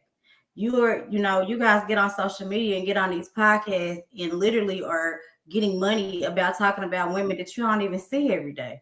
You don't even know personally. You don't even, but you're getting on here and you're speak for us for 3 hours about women that don't even, that's a small, minute. It's just, that is what they're pushing through the algorithm because sex sells, no matter who's selling it. So it's getting pushed on us. And I feel like the only way to combat that is for our Black men and Black women, I talk about this all the time, is for us to get on code. The reason why it's pushed so hard in our communities because we're not on code with one another. So let me ask you this, Aisha. How many men on a scale of, go ahead. On a scale from 1 to 10, how how do I say this? On a scale from 1 to 10, how many men you think like to see cleavage? I think every man wants to see cleavage. You say we don't see it every day, but we got 2 women on here now showing cleavage. I think It's every not even a man. lot of cleavage though. Y'all tripping. But what I'm saying Ain't is you nobody can't showing speak. cleavage, but You can't DJ speak still for love us his that. I dick. don't think it's anybody inappropriately dressed, if that's what you're I saying. didn't say Like, that. I never said that. But what I will say is Are you this. serious? Oh my What I god. will You for real? hold on. One at a You time. dead I'm gonna get to ass? all. I'm gonna get to But all when, y'all. I'm when gonna hit one of y'all I at look, once. I wasn't thinking about the man on the panel. I was thinking about it's This going to be a nigga little here. warm. All right. So look. If First of all, grasping for straws was a person, you honey, you it. you can't speak for all of us on what we see. You can't sit here and say we don't see it. We see the shit. It's the thing is we interpret things different than y'all. Y'all will see a woman dress slutty and be like, "Go girl, get it, work it, you win it." We'll see that shit in a different light. That's just how men and women, the difference between us. So the things y'all miss, we're able to pick up. The next thing I wanted to ask you, Aisha, I believe you made a good point. I believe you said in order to do away with the amplification of promiscuity in the black media, we can try to shed light on positive things. I, I think that's a good thing. But my question is, who's doing that? And please don't say Tyler Perry. I What mean, I media think or what ensure industry or storytelling because who? I was going to point this out, Ash. So I think that maybe I'm the only person on the panel, right? I feel like I have a regular African American mom. I'm Black American. And my mom, I grew up Southern Baptist, and I told my mom, like, I walked right and I was like, because she kept asking me. So I'm like, I'm just going to tell her. So I told my mom comfortably, like, so, and my mom sat down and had a conversation with me, like, this is what this means, and this is how you should move, and we're going to go to the doctor, and we're going to, like, my mom sat down and had a conversation with me. So I feel like for me, my experience was a little bit different Hold on. from the You went other to the ladies. doctor to get birth control? Of Is that what you course. said? So she gave you ability so you can go out there and bust it open. Basically, she gave you a way to go do it responsibly. She knew you was gonna deviate. So all you're doing is making my case that I had argument with Ash. The fact that y'all want us to go and put the fact that y'all wanted to go put out, I get it, but the protect fact y'all yourself. want to go put out positive media, and then y'all want us to believe that No, y'all it's would not listen to positive. the. Tell my daughter Hold to on, hang protect on. herself. I'm gonna be quick. Y'all expect us to believe that if we Or put shouldn't out put her positive media, shouldn't or if anybody put out positive media or in the film, that y'all will listen to that. Y'all ain't listen to y'all damn mom and dad. It's like, how does that make any damn sense? and You you won't was even listening listen to to the your person that confused. you can. Sweeney, can you help me out? Because I think I my want to. delivery might be I bad. want to jump. Is it You okay if I definitely jump in need this real help. fast? Can I jump in this real fast? I just wanted to say something to you. I don't. For me, it feels like you have unrealistic expectations, right? And then it seems like you place this this energy of dictatorship where it's just kind of like it's like you're trying to control a woman's actions, like for the fact that you sit here and said that these women are showing breast. No, they're not. We have breasts. We're human beings, we're women, and They're just a part here. of a breast is a part of our bodies. You get what I'm saying? So we as women have to walk around uncomfortable and not show a little bit of cleavage because of you. If you're not a man enough to be like have self-control, that's not my problem. Nothing's wrong with what they have on. My whole thing is I feel like you have like this God complex, right? Where everybody have to do everything correctly, where that's not the world that we live in. You made mistakes. Your wife made mistakes. I'm pretty sure your wife has sex with other men besides you. Is she a hoochie? No, she just have a little bit of experience. Also, I wanted to sit here and point out, I'm pretty sure, right? Because you have kids, you like to have sex. You like your woman to do certain type of moves. You get what I'm saying? So it's just kind of like you can't sit here and say, oh, talk down about women, right? When And she the learned the same, moves. right? Right. You know what I'm saying? It's just kind of like I hear you complaining about promiscuous women, and And then that for and me, that comment that he made about the two How did women I cleavage showing is a complain? perfect example of men over exaggerating women being too whatever you want to Too call it. That was a sexual, perfect and it example. wasn't. My whole thing is even Lack of being a self-control, honey. even promiscuous, the definition is not a woman who is always having sex with anybody. That's just her. She has a promiscuous energy. She's flirty. She's this. She's that. But that doesn't mean she's opening her legs to every person. That's not what a promiscuous woman is. You get what I'm saying? So it's just kind of like even on the podcast, I don't necessarily see anything wrong with those type of conversations. You want to know why? Because a lot of times in marriages, right? People normally give divorce over what, money, and then men normally cheat from lack of sex. So if women are having these conversations, especially if you're in a relationship or marriage for 10 years, you're going to get tired of doing the same moves. So your woman, it's okay for her to go out in these conversations, right, and maybe get a little bit of different moves from these other women and then bring it back home to you. So I think that maybe sometimes you need to like shift your paradigm a little bit and just be a little bit open to different ideas and different people, and then maybe you won't like judge them so much, because that's what it's coming off as, like you're judgy. And then I don't know your like religious background, but there's a scripture that's saying don't be too heavily bound that you're no earthly good. You get what I'm saying? You have mistakes too. You make mistakes.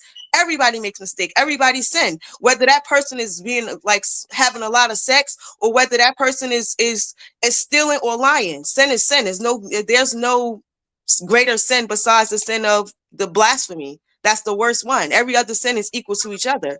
So it's just kind of like I'm just trying to understand the point. All right.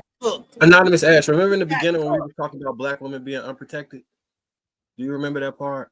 I don't know who's talking. Who lips is moving? That's me right here. Okay. Remember we were talking about black women being unprotected in the very beginning? Yeah. So part of that is like if you hire security and they say, hey, it's not a good idea to wear red in the Crip hood, right? And they say, we gonna go here, just don't wear red.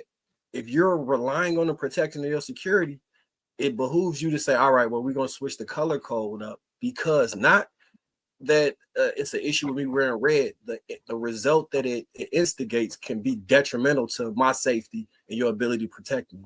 So I don't know if Darwin is really coming from the position of women are whores because they got their chest out. I mean, he be trolling too. You got to know that about him. He troll a bit. I never said that. Right. He coming from the position of we got to be able to like regulate things and the means to protect someone in order to protect them. Because security not utilized is just people putting themselves in danger. And But then Howard, I got this question. I feel like men are taking, right, especially in 2024, y'all are taking this protection thing way out of line, right?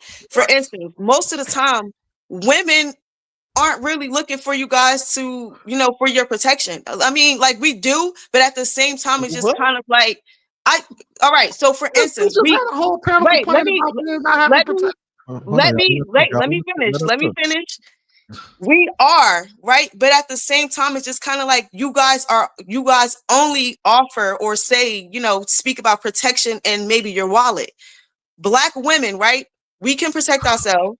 That's for one, and we got our own money now. So it's just kind of like outside of that, I think that you guys should start focusing on what do you bring to the table besides your wallet and besides protection.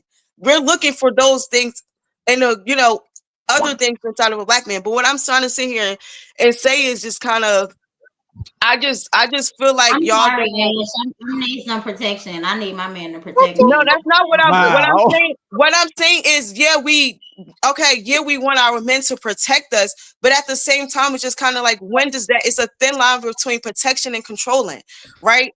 You don't have to always tell your woman like what not to wear, don't do this, don't do that. Just find a woman that matches your values. My whole thing is accepting people for who they are. Not everybody wants to get married, right? And it's okay for that. Ash, I got to interrupt you here. Go ahead. See, again, we're getting away from everything. This is all based on a panel of women who talked about how they weren't feeling protected by men when it comes to their image and how they're being seen.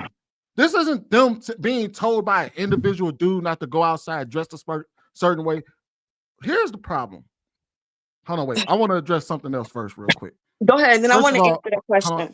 First of all, Bruiser was specifically asking questions because we started with these women being promiscuous, and then you made then you excused it by saying, oh, they were never taught, or they didn't understand, or they may have came from this space. So Bruiser was like, the whole point of his series of questions was to get to the bottom line that, yes, you knew right from wrong. You just decided to do what you wanted to do. It wasn't a situation where you had no idea what you were doing, you had no idea what was going on, and you just got thrusted into the life. He was making a point of, what instance are you speaking about? When you and Bruiser were going back and forth about your specific life, and you were talking about how you grew up and your parents and everything, and they didn't tell you why you couldn't do something. They just told you not to do it. And the reason why you started asking, I also think that you are also forgetting, right? You are also forgetting another background, which is let's rewind it, right? On why I said it's a why. You guys are not asking. I don't have to hold on, wait. I don't have to ask the why, because that's not the point of why I'm making my point. You should ask the why. The why is that's not the point of why I'm speaking right now. The point of why I'm speaking is because there's been a lost in translation here. The loss in translation is that we're saying that Bruiser was shaming and all of this, when in reality, he was simply, when he asked you, did you have access to the internet? Okay, maybe you didn't have access to the internet. You grew up through the 90s and 2000s. Did you ever see TV shows that told you why something was wrong? And we saw, and I can tell you right now, from Disney to Fox to everything, we've seen plenty of content that showed us the why that we couldn't do something. We just ignored it. He never made hold on, wait. He never made the claim that because you did something that made you inherently a horrible person or a slut. He was simply saying you knew better and you did it anyway. Thank you. Okay, this is I want to say this because this is what I'm saying, because I don't feel like you're listening to tie everything together, right? I also went back and I did tell him my upbringing. Not only did I tell my upbringing, but him being the person that he said he is, that he goes out, he has knowledge on, and he helps the community, he helps women, right? And then I also said there's a reason why women are promiscuous or whatever, and overly sexual. I'm gonna use that word, right? Not promiscuous, I'm gonna use overly sexualized, right? For me, like I did say, I was, right, molested and sexually assaulted from a young girl to a teenager. So what I'm saying is everybody's story is different. So he's lumping everybody up together, right? So you're asking, when he asked me, he is though. He asked me a question. Together? He lumped all the women up together. No, he didn't. Saying, to me, that's what I got. Maybe not to you, but from my understanding, that's what I took in. Okay, right? let's go to get the conversation. All right, So okay, I just wanted to finish it. So I was basically, Ash. I'm listening. Go ahead. We'll keep going back and forth with this. Let's go ahead and get Shan in there. We'll play a little bit more clip. We got to get the show going. We're going back and forth. What people saying? Go ahead, Shan. Yeah, no, I think that she just answered my question. I mean, she kept on wanting to say why, and so I wanted her to really get out the reason why. I mean, we have a person on the panel who's obviously gone through this situation, so we can learn it from her what makes that type of person. She just stated it was because she was sexually molested as a child, because I would have wanted to know the reason why that, why she is the way she is. That's all I was trying to, Well, I'm not like that anymore, but I did experience, like I did, go through that stage in my life. And once I started getting counseling and things like that, I started to realize that that was something that a lot of women, that was in my shoes actually experienced in life. So it wasn't about, just going and researching online, because I was actually living that life. So I didn't really understand something was wrong. I just understood that something was taken away from me, right? From my perspective. So I went out and said, hey, something's being taken away from me with a person that I don't want it with. So I'm going to give it to someone I do want it with, if that makes sense. And let me I just want to say, I apologize for that happening to you, and I wish that there would have been men around to actually protect you so that did not happen. And that's a sincerely heartfelt thing. The other thing is, do you think that shapes the way that you view men trying to assert protection in the film, like they're just trying to control you? No, I don't believe that at all, because I was married for 13 years. I still love Black men. I feel like in my heart, my father always protected me, even though that still happened to me. Um, you know, your parents work and stuff like that. There's just certain things that your parents can't um protect you from everything, if that makes sense. 'Cause sometimes just things just happen in life. But no, that never really like shaped my perspective of if a man can protect me or not. I just always seen, I guess because I grew up with Caribbean parents, so I've never seen my father control my, like, tell my mom what to do and what not to do. She just automatically knew because she respected and she loved him. So when I see that, to me it just comes across as like, all right, maybe he's dating the wrong type of woman, he's going after the wrong type of woman if you have to try to shape and shift her. Like, that's my thing.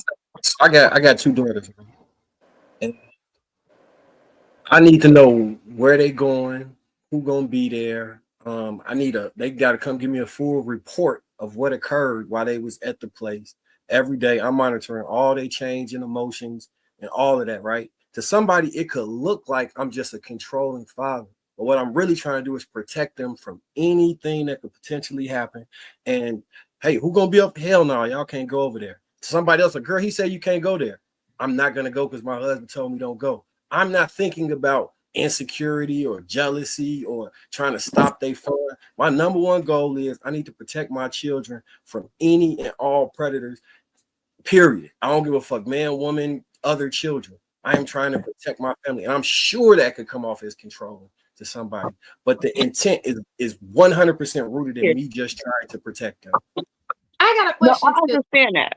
Actually, I wonder, and I don't know if I'm the only person who got this, because so maybe I'm not comprehending very well tonight. It's 11:35, but it just seems like, and it's not just you, Ash. It just seems like whenever the subject of sex comes up, people get so defensive when you say you shouldn't be a certain way. For whatever reason, women, they get so defensive about, like, you can tell me anything, but don't control my sex. Don't try to. I should be able to do what I want. Like, why is that though? Like, do you not know that you probably shouldn't give it to everybody? No. So I do understand that. My whole thing is when I say like promiscuous or whatever. So I've been in 2 long-term relationships my whole entire life. I'm 33. This is let me see, the 3rd year I've been going on where I'm separated. I'm about to get divorced legally. From 15 to 19, and then from 15 to 18, then from 19 to 30 going on 31.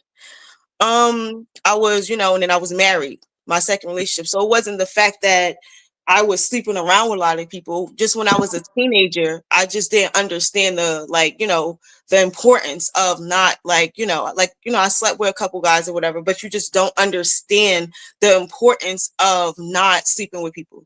So it's not, then I'm just like a person, I'm a free spirited person. I don't like to feel like somebody is telling me what I have to do. I just feel like for me, I'm a person, like, I like to learn by somebody just guiding me or just showing me. Like, that's me. I don't like to feel like it's being a forced thing. If it's forced, it's not right. Like, that's just personally just me. I don't know, I guess I'm just more accepting of people who walk different lives or whatever, from different backgrounds and stuff like that. So I don't necessarily like put my expectations on people. I just try to tell them like a better and healthier way to do things. Like, if you're going to be a sexually liberated person, use protection. You don't have to have sex with everybody. Intimacy is not just sex. You can be intimate with somebody, in different ways or whatever, stuff like that. So I don't know. I guess I'm just more open with accepting people for who they are instead of just being like, this is the right way, this is the wrong way, you're this. And I don't know. I'm just not like that. You know, they're trying to push us to accept maps. Have you ever heard of that before? What's that? A minor attracted person. Minor? Hell no. That's crazy. Minor attracted person. They got a whole website and a push to get it included in the DSM-5 as a psychological. Like, there has to be a line we draw about certain things. Yeah, I agree. Yeah. So with morals and beliefs. Yeah, I agree that there is a thin line between that. So I just want to address a couple points. I know I missed it. I heard everything, but I was in the background. So like let's I wanted to go back to like the cleavage thing for a minute, and the point that Bruce was making. So it's just one of them things, right? And this goes back to the protection. I don't know about the other gentlemen on the panel, but I'm pretty sure they would agree. When we see cleavage, we're pretty much thinking about fucking. That's just what it is. Any man who disagrees, raise your hand and I'll call you gay. But that's just what it is.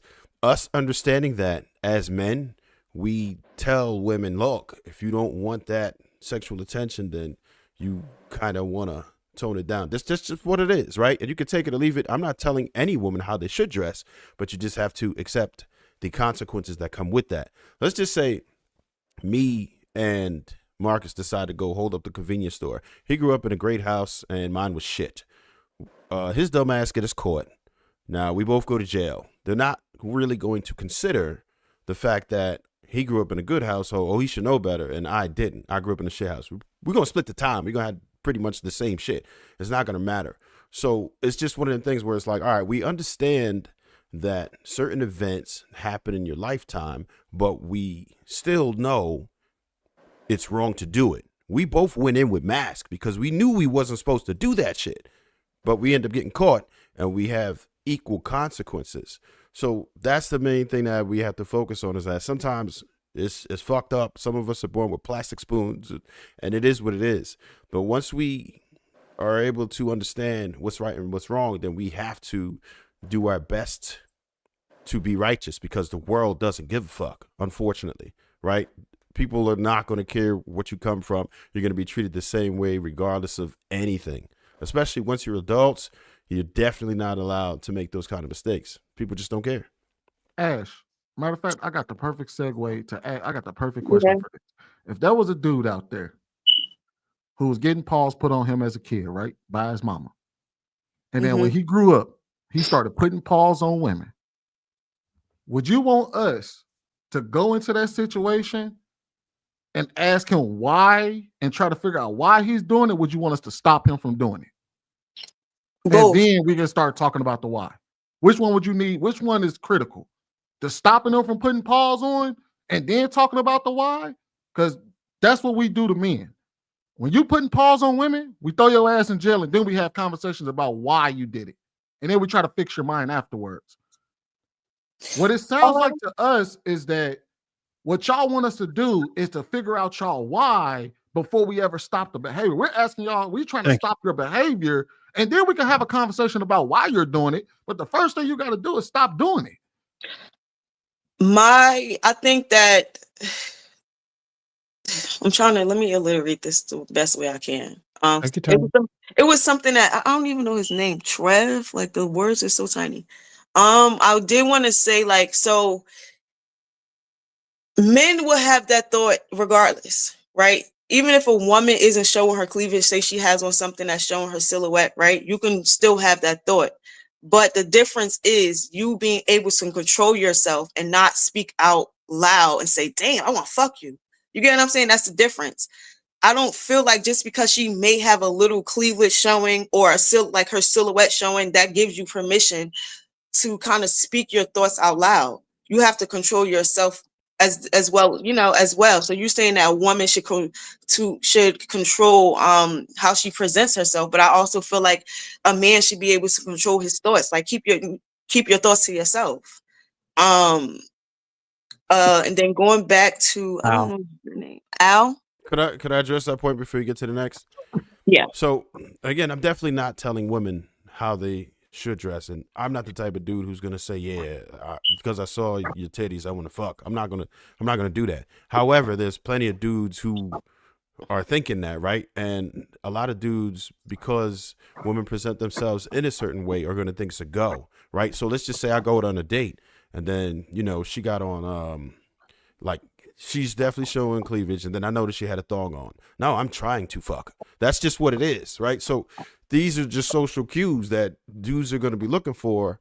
And if you don't want to deal with the consequences, then you just have to be careful how you move. Do what you want, but you have to understand that there are a lot of people who don't care. There's a lot of people who are creeps and just nasty out here. So you just have to protect yourselves the most that you can. All right, go ahead, Shaq. And I think too, one of the things that we need to do better with, and it's okay to do things in private. Like when you're doing something in your sexual life, that should be your private life, right? I think that it's so many people on the internet just boasting about, oh, I had this guy, like it's a badge of honor. It's not. It's not. Literally the video we reacting to. That was all the women in the video we was reacting to.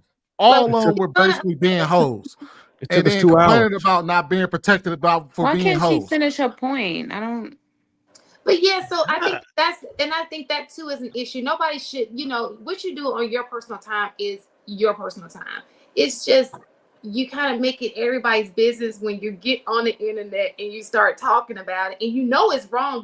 Morally it's probably going to be looked down upon, but then you just don't even care. So it's just two layers of it. It's just like nobody cares anymore. But it does. It's like it's not doing any good.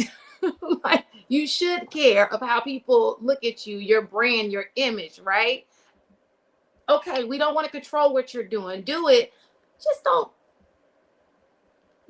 promote it. They can't do the second part. I think I agree with that to an extent. Like for me, a lot of the stuff that I may speak about is like my past, right? My past is my past, right? And that's what shaped me and gave me the perspective that I have. So one thing, I think the lady with the short haircut that was on a podcast, right? She was sitting on the couch. She was basically saying, she said when she was in college, she was 19.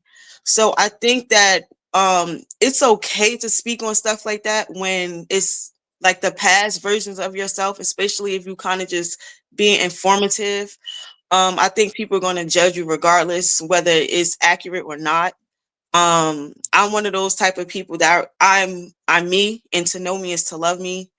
I don't really go around caring what a person actually thinks. I respect myself. I'm not a person that show my body, like like I did say, I'm a person that I might show a little cleavage, but for the most part, when I go out, I don't never have men coming up to me being disrespectful. It's an energy and how you carry yourself, how you speak. So I don't necessarily feel like it's a bad thing to kind of like speak on experience and stuff like that. I think I don't know. I don't feel like that's a necessarily a bad thing. All right, hold But on. Hold on. she glorified it, and the homegirls co-signed it. We'll play a bit more of this clip. We're watching another.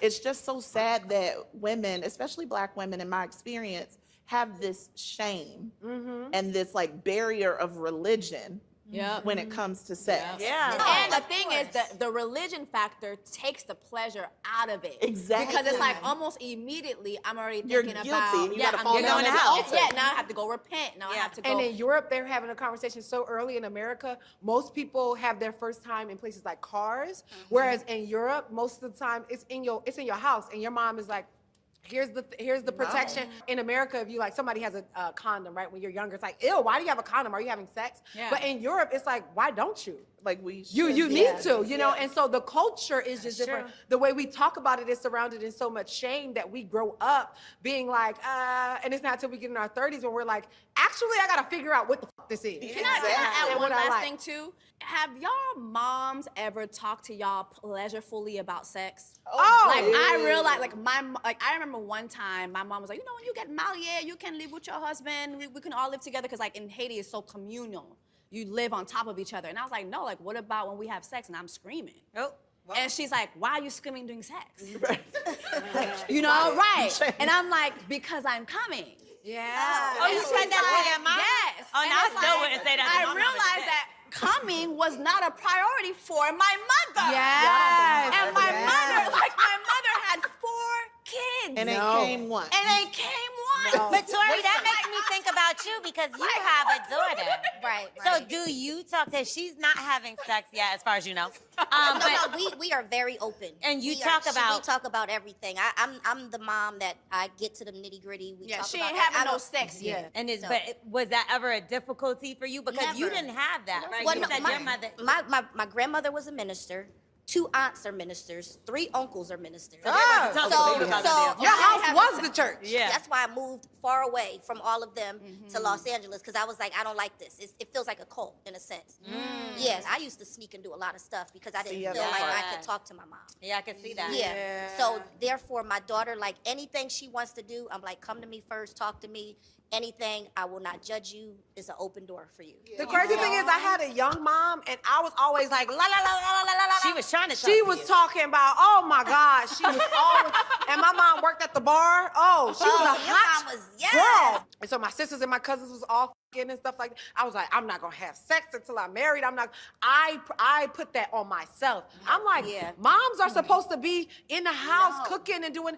She was outside. My mom was on Cops twice. This bitch was outside. Holy now she wasn't on Cops twice. Not on Cops twice. Let's go to milk for real. Right, Yes.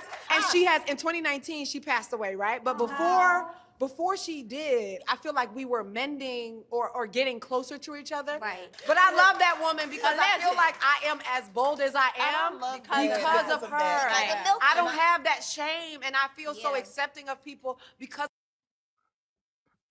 And that's the crux of the problem right there. There you go. None of them actually want protection. They don't. They want they want everything, every decision they made. Their idea of protection is no judgment. I just said to be understood, and everything is excused because she literally that one lady on the end ran from her protection. She ran to the West Coast and said, F the whole biblical family. I'm running over here and I'm going to do what I want to do. And then basically said her idea of protecting her daughter is, hey, no judgment. This is the same panel, bro. That's the same panel of women. I think you guys kind of missed the point of the actual discussion. Yeah. Y'all missed the point, and I understand why y'all missed the point, because a lot of us as Black people are very more conservative leaning, and sex as it stands is a very taboo topic for us. So I do understand why people are responding the way they're responding, but we have to remember, like, this is exclusive a lot of the times to this particular, country. When you go to other countries and people are more transparent, and a naked body doesn't necessarily have to be sexualized. I mean, just listening to y'all sexualize breasts are for suckling children. So it really just depends on how you look at things. You manage to sexualize. No, come on now, what? So we don't use breasts to feed our children? You don't use breast as a sexual object? No, you use breasts. So you don't use your breast as a sexual attraction. You use breasts as a sexual object. Okay, got it. You've decided that you're going to sexualize breasts, but the truth of the matter is, it's whatever context you apply to the conversation is what it's going to be. It's the same way when y'all see a 5-year-old in a bikini, which is a top and a bottom, y'all say she shouldn't be dressed like that. She's 5 years old. Exactly, she's 5 years old, and y'all place a sexual context onto a little girl who's in a bikini. Who doing that? I'm giving you an example of how y'all sexualize things that don't need to be sexualized, and it's weird. Does that? Nobody has done that. The internet, know. Society, y'all do it all the time. I think that. But Tara, I think that that's important to do, though, because even though this panel doesn't, we know that there are people who sexualize little kids. They steal little kids. Problem. That's a problem. That is a man problem. One mic. That's part of what protection is. You can't control what other people do. And I understand in the ideal society, everybody can do whatever it is that they want to do without any consequences coming from other people, right? But that isn't the society that we live in. So as an adult and having children, it is our job to protect them. So I know for a fact that I've had to have a conversation with someone about innocent pictures back in the day where you see, when your kids are little and they're in a bathtub or whatever and all naked, like those were pictures that it was just shared amongst like your family. But now on the internet, you have millions of people that look on the internet and are are pervs. You know what I'm saying? So you can't move the same way. In Europe, it is different. I remember I was kind of shocked when I had traveled, and I did see like a little girl. She just had on a pamper, no top, no nothing, just free. But that is their culture. Our culture is not the same. Our culture is very sexualized, right?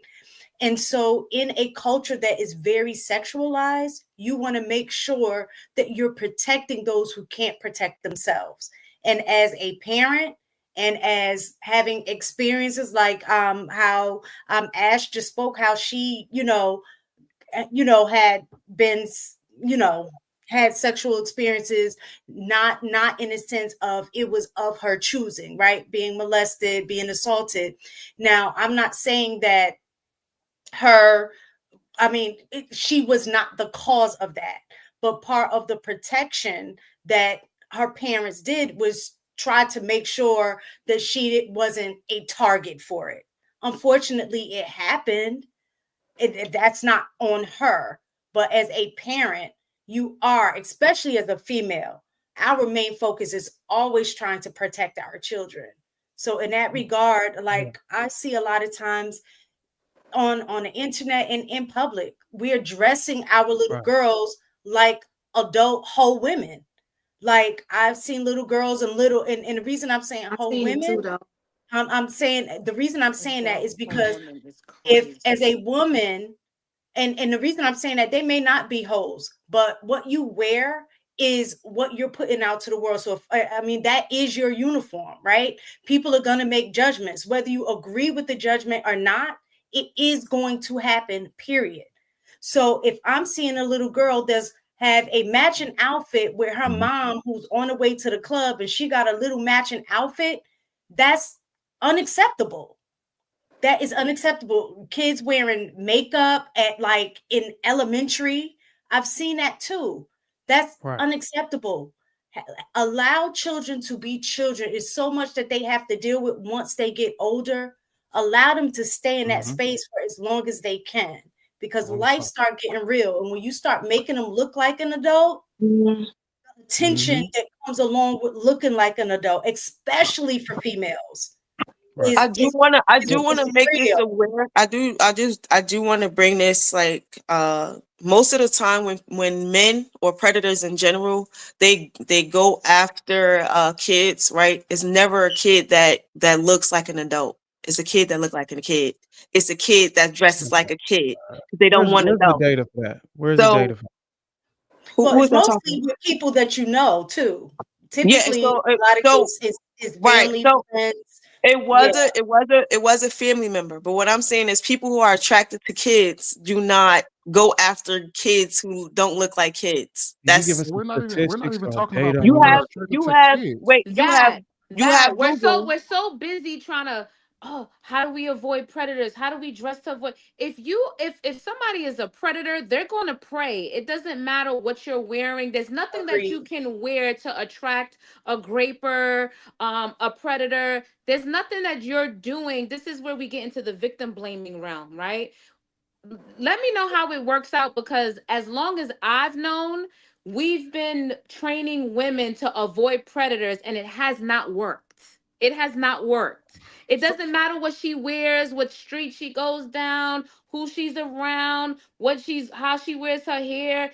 If a man wants to be a predator, he's going to prey. It doesn't matter what she's wearing. If he wants to see her in a sexual manner and she's a 5-year-old little girl, you can't tell me that a grown-ass man is looking at a 5-year-old girl and he's like, no, First of don't all, blame it on me. I Blame it agree, on her but you, bathing hold on, wait suit. a minute. I Hold on, agree, wait a but you minute. don't set the suit. stage to make it That's a easier him to thing. happen, is So all I'm saying. here's the You don't problem, set though. the Y'all stage. bugged the fuck out. We I ain't don't. gonna We lie. don't. It's scary. What It's I'm real trying to scary say out is here. you don't set the stage to make it easier for something that You you don't can't set the control. stage to be violated. Hold on. You don't set the stage to make it easier to happen. Using your example, if I know that there are a group of men that are in down this corner, and I know what is popping off on that corner, I would be a fool to still say, well, I should be able to walk down that corner anyway, and I'm gonna go.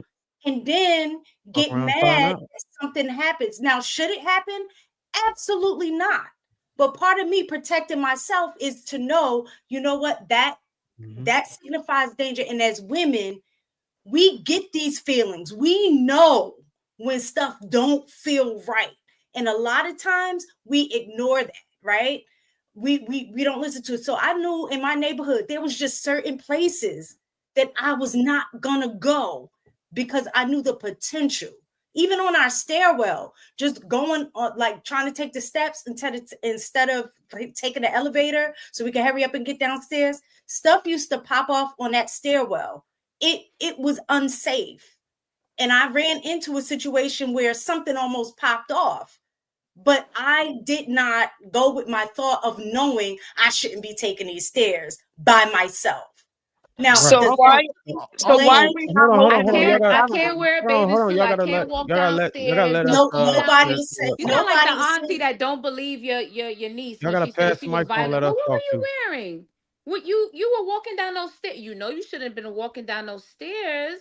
That's not the You point she's shouldn't have making. been there. At all. You know you And shouldn't have she's been being wearing that. disingenuous because you That's understand. crazy.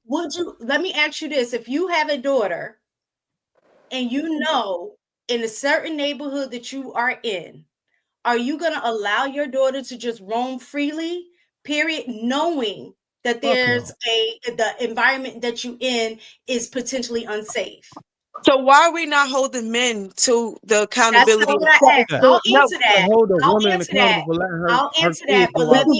I need you guys to answer that question. I don't mind Thank you. answering You that. asking them But to hold. that is You the asking them question. to hold themselves accountable. Would They're you not going to do allow that. your child to go They're down not a going to do that. You stairwell that you asking know is asking unsafe? people that don't practice accountability for accountability. Listen, They're not my going to do that. question is, would you let your child go down a stairwell that you know is unsafe when you've already heard that girls have been raped, that guys are selling drugs in the stairwell? Would you allow your child saying, well, they should be able to do that in their home? And it's the guy's fault if something happened. Would you allow them to do that? It's not a matter of what you allow. Answer the It's about damn what's question. going. It's going to happen Hold regardless. on, That's the y'all. Hold on, let point. DJ in. It's going to happen regardless of what No, it's not. stairwell you could avoid. So you could avoid all the stairwells. That's the point, right? There are still women that avoid the stairwells, avoid the short skirts, avoid the dark Answer her alleys, question. and they still get raped. You said it yourself. Most of the time when women are getting raped, it's agree. by people they know, family members, You're not answering her trusted family question. friends. And you're talking about a dark stairwell? Miss me. So here's the problem. So for me You to answer that, missed my question. so You me still didn't when I answer the question. so for Let- me to I'm answer that, asking you answer it. I'm gonna answer that question because I have my oldest will be 18, right? My oldest daughter will be 18 in a couple of months. For the type of person that I am, no, I will tell her to avoid it. But I'm also the type of parent.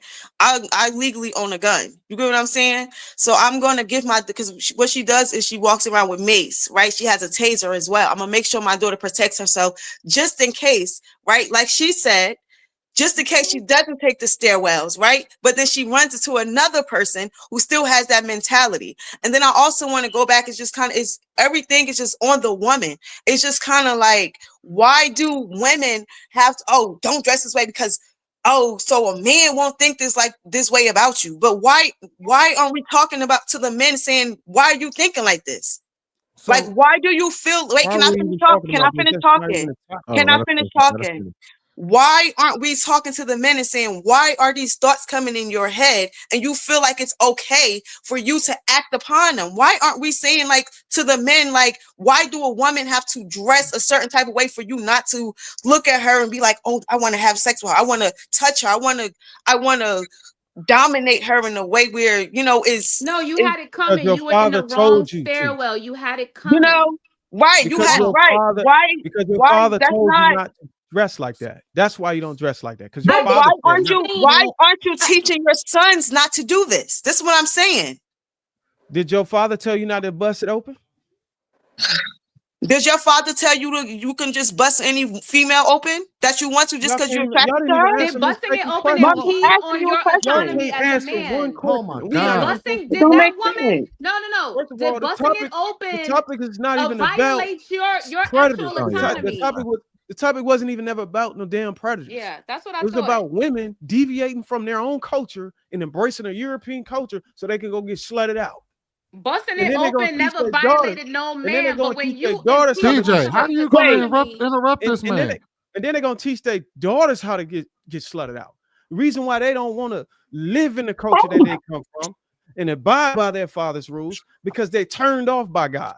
They said they fear it, they're afraid of it because if they read the Bible and they live according to it, they'll get afraid or they get turned off by it. So they want to deviate so they can pop their pussy. Bless That's what it is. Thank you. And then you got to sneak around. The woman said she got to sneak around to be a hoe. You wanted to do that shit. So these women out here that's going out here to be hoes, and then they letting their daughters be hoes, they all gonna get held accountable. They all trash, they all delusional, and they should get what they deserve. Are you Trashy Christian? asshole. You're Christian, right? Okay. No, I don't call my what I don't do they call myself a deserve, Christian. Darwin? No, wait. What do they deserve? To not get married. No. Don't answer for him. That's not what what do they you deserve? I said they get Nice what they try, deserve. Sweeney. Oh, I what said do they they? get I what heard they what you deserve. said. I'm That's a asking. real I'm threat. asking you. No. Don't let him out of it. What do they deserve? They get the penalty. They get penalized for penalty? the consequences for What's their the actions. consequences? Don't beat around the bush. Say it. I did. Yeah, that's what I thought. A consequences. Here- All here's right, Go the out so problem. there and you I get do what you want to say deserve. You something. go out You there said behaving that that way, you get what the fuck you you deserve. said that the black women are trying to embrace European culture. That's what you basically said. I'm trying to. Did you hear the video? Did you not hear the woman No, said she had to got go him. over to We got Europe? him. No, because She I went wanted over to to answer Europe a and she liked question. what she saw. You said Because European culture, lifestyle. she went to the European culture and she liked what she saw because her Actually, culture said, no, don't go be a hoe. She went over to the European culture and she said, oh, I like this. I'd rather be a hoe. I want to be like the Europeans. That's so what she said. I do want to say this. Actually, it is not European culture, right? It is American culture. Black. What Wait, did they say in the wait. I video just want to say this. I just want to say this, right? It is so they was basically speaking about religion, right? In the umbrella of it. What I want to sit here and say that's actually European culture. If you want to talk about African culture and spirituality and stuff like that, even going back to like Egypt and stuff like that, they believed in polygamous. It was different types of beliefs and stuff. Like, so not everybody believed that you had to just marry one woman and one wife. Even in the Bible, right? Why did they believe it? Can I finish speaking? A lot of them also still have more than one woman. So you can't sit here and kind of like lump all of that up. You can't pick and choose what you want to say. And say, oh, I didn't pick and choose. I spoke directly to the topic in the video we that are, JR but we provided. are If on everybody was topic. talking about predators and shit that ain't We're had shit to do on with the video. all, I was yes, staying on everything. topic. Because Everything. what y'all doing is every time we get a topic to talk about the women behavior, y'all try to switch the shit and just put us into No, y'all. we're not. I think the thing is, oh, you feeling cornered, huh? The now thing trying to is switch the topic. also Can I get in real quick? Can I get in real quick? Who's that? Yeah. Because Here here's comes the the thing. savior. First of all, I want to address this. I don't tell my daughter not to wear promiscuous clothes or wear revealing clothes because I'm afraid of a predator. I don't want her to be seen as a grown woman when she's a child.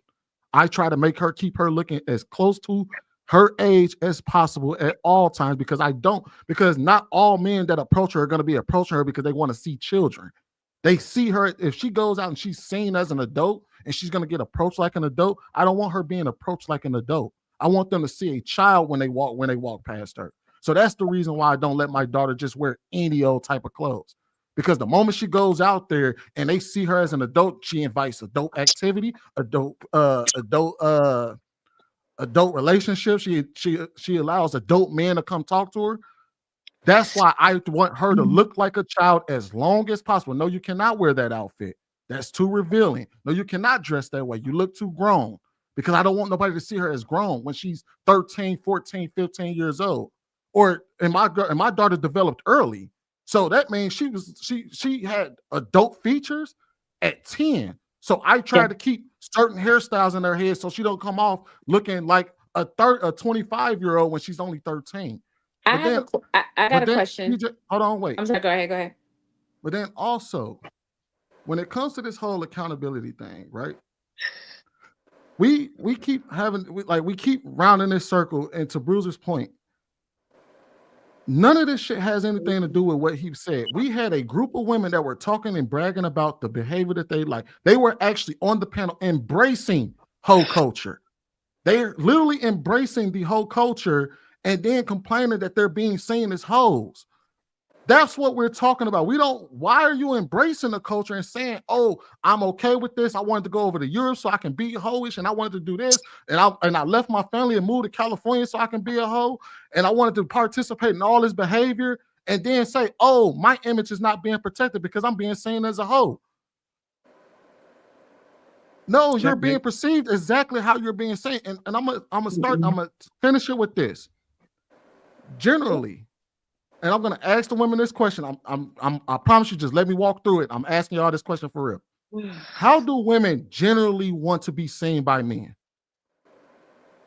Go ahead, Aisha. I know you haven't spoken in a while. Was you done? No, I was asking the ladies a question real quick. I know. I was telling Aisha to go ahead first. Okay.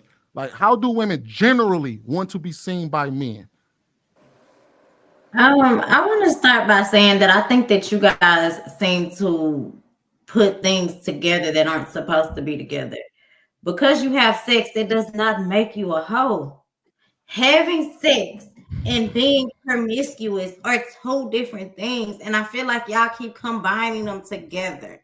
The ladies on the panel were like, hey, my mom was cool. She was like, I spoke on it. She was on two cocks. My mom said, I want you to protect yourself. You're already doing this because the way I was raised, everybody gonna have sex. We're going to do it. Everybody didn't grow up in these strict Christian homes. Everybody does not look at sex the same way. So when she even said, my mom talked to me about it, that's the type of parent I am because I am a logical thinker. You are a teenage person. Either I'm going to talk to you and have this conversation, or you're going to sneak and do it behind my back. I have a best friend. Guess what she did? She snuck and did it behind her back. She had strict parents. The first time she had sex, the first time she broke her virginity, guess what? She got pregnant. Right? Strict parents. Her parents never talked to her about it. They never explained it. It just wasn't an open relationship. And I feel like in Europe, they like, here you go. Here are the condoms to protect yourselves. Right? My mama wasn't saying I should go out here and be promiscuous and sleep with every man in the world. What parent would want their child to do that? But she's going to be a realistic parent. And she's like, this is the new day. This is what's happening. She's doing the opposite of what her parents did and so forth. And so like you learn and you grow. I don't think because you're having sex that makes you a hoe, or that means that you're answer his question. Aisha, first and foremost, I needed you to answer the question. But second of all, every last one of the women on that panel you're referencing all bragged about a hoe phase and how they believe every woman should go through a hoe phase. Every last one of the women on that panel. But the point is, like, I asked the question though, how do women generally? I just need a quick answer so I can get through the ladies quickly. How do women generally want to be seen by men? We want to be seen how you see your grandmother, your sister, your mom. We want to be respected. We want because I saw them as hoes. Hold on. That's insane. But so that don't make no damn sense. All right, what do you mean by seen by as our grandmother? I think that we want to hold on, Bruce. She's saying we're gonna have grace for our grandmothers because they are grandmothers and our mothers and our aunties. We're gonna have this grace. No, they hoes too. Got a delay. She has a delay on hers slightly a little bit, so it's gonna keep clashing. Just let Sweeney go ahead and get through. Sweeney, just try to get to everybody.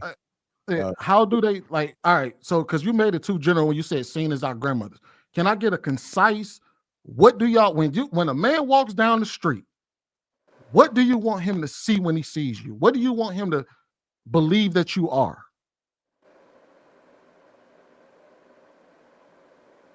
I mean, I would want him to just see me as a regular human being. I mean, somebody that you should be respectful to. Like, Okay, and I'm That's sure they're somebody all. walking down the street. If I see you walking down the street, I want you to be respectful to me and see me as a normal human being. I don't. Okay, and all the ladies pretty much agree with that, right? What is the worst thing that they can see you as? A murderer? Okay. Not human. Oh my A god. deadbeat parent. Oh my god. How can you He see a asked the deadbeat question. parent? Right, and he asking the They women. answer. No, let them He's answer it. asking the All right. women. All right, so I asked that because I think your question kind of alludes to you want us to see you at pretty much virtually as a good woman, right? Like a good, virtuous woman. So here's the difference, right?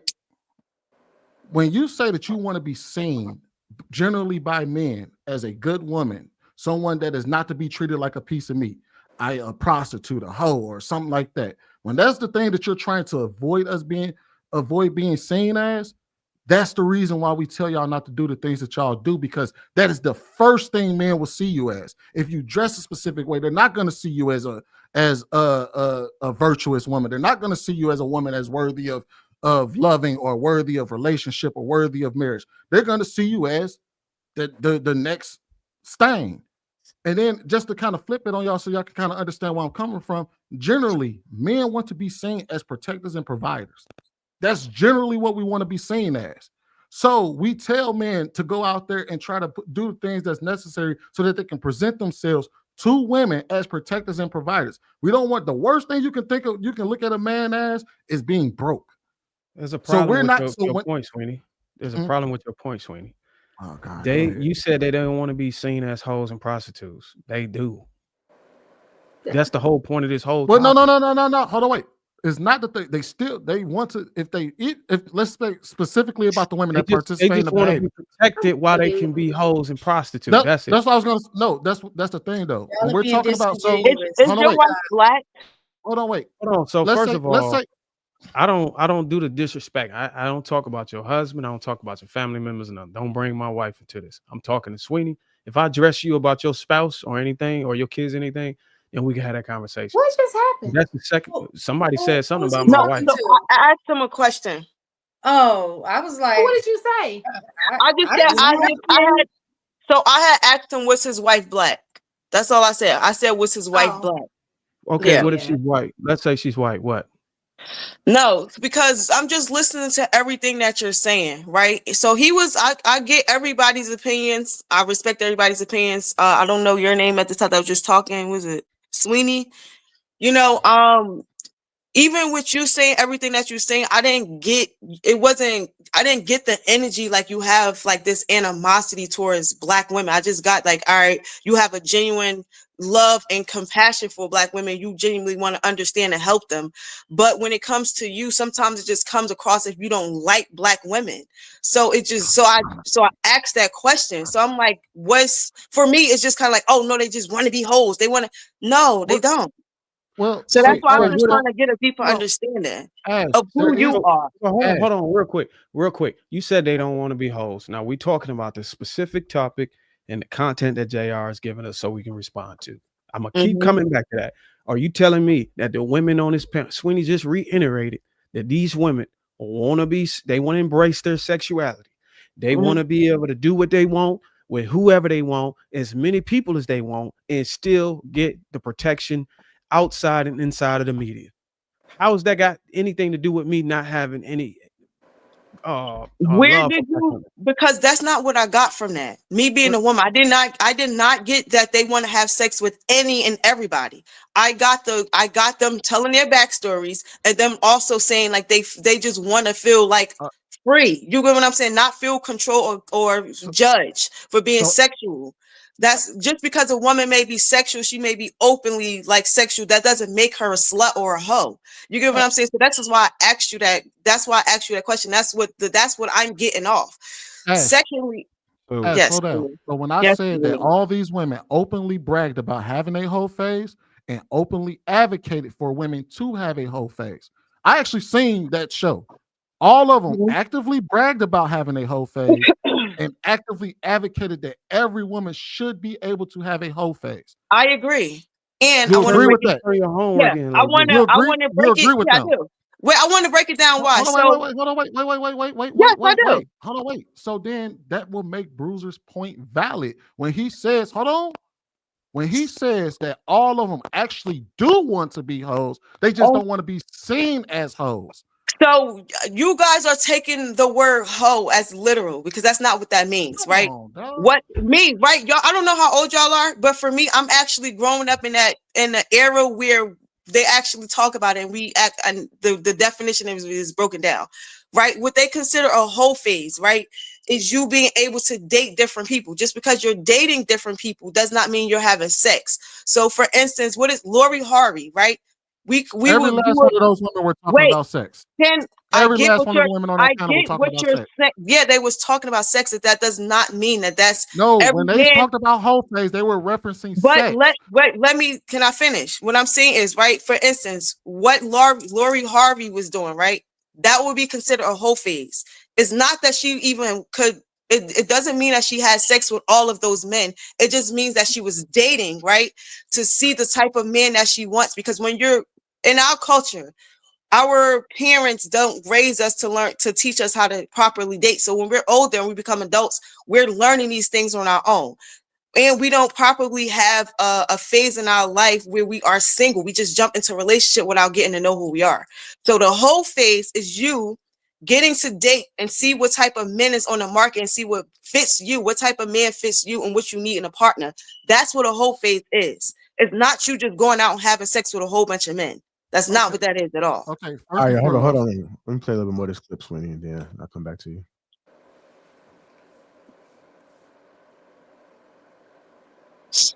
But it all makes sense though. Even like when I think about myself, my mother's an ordained minister.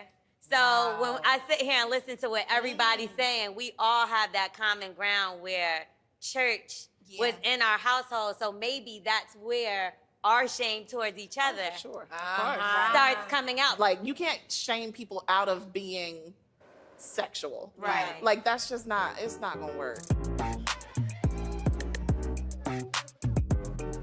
Do you think it's necessary to have a whole phase throughout Oh, your yeah. life? Yes, Within your yeah. life? Yes. You do. I agree listen, on that. I had been with this guy for 5 years, so I wasn't really having sex with a lot of people. And so for one summer, I said, I'm gonna do whatever I feel in the moment that I feel it. There was this time where I was at this bar having this meeting with this girl, and this bartender was just giving me the eyes and just kept giving me these blueberry mojitos or something.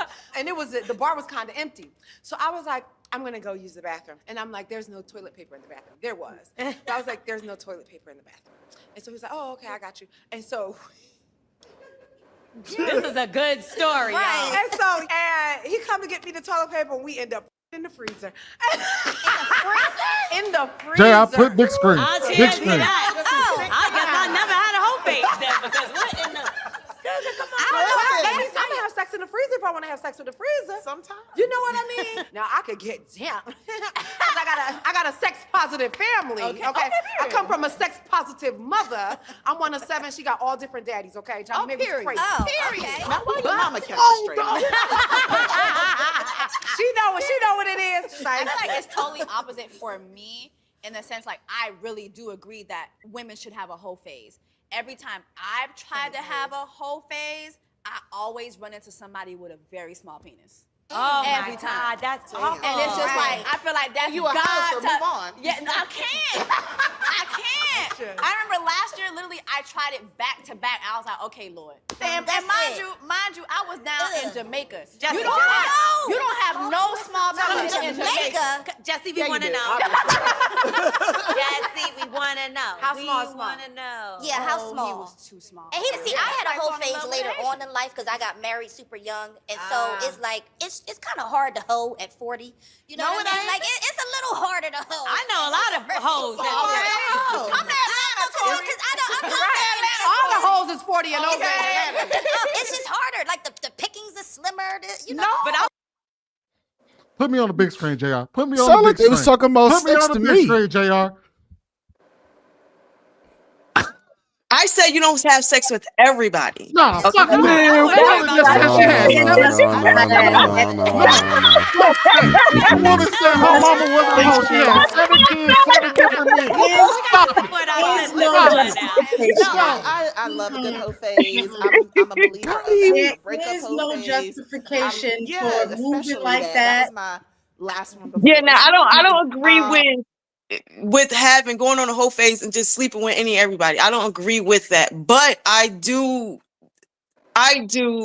understand like you dating somebody and then you guys having sex, but just to randomly just constantly keep having sex with multiple people back to back to back to back. That's excessive. That's not a whole That's a phase. That's definition not of a a whole whole phase. phase. Having a That's the boyfriend definition of a not whole phase. They a just whole explained phase it is in sleeping with great multiple detail. people after back to back to back and sleeping with whoever, whenever, No, whatever. that's not a whole That's a whole phase. They literally They just describe what they described call a it. hoe. But Listen. those women, the collective of No, women, the nah, collective. No. It's all If about you were to usage. bring, if Take you were your to bring collect. other women up here, and also I want to point this out. The lady with the short haircut that was saying that she went in there, she was having sex. She is actually, let me see. I have a lot of gay friends. I have gay siblings. I have gay brothers, gay sisters. That community is completely different. The way Still a they hoe. view. Yeah, I get it. Still a But hoe. I'm just saying, because she was talking, she's gay. So that community is different. They Nope. kind of look at Still a sex hoe. way different than we look at sex, right? If you I sleep with can't Homegirls is unless talking about everybody knows what penises a though. hoe is. It's all about language. unless you are in that community, you won't get what I'm saying, right? Right. Like I said, I'm around gay people, so that's different. But I don't agree with having sex with multiple people. But that's It's not a whole. also That's about Everybody's language. listening. Hold on, y'all. So Everybody in we're that in an video. era.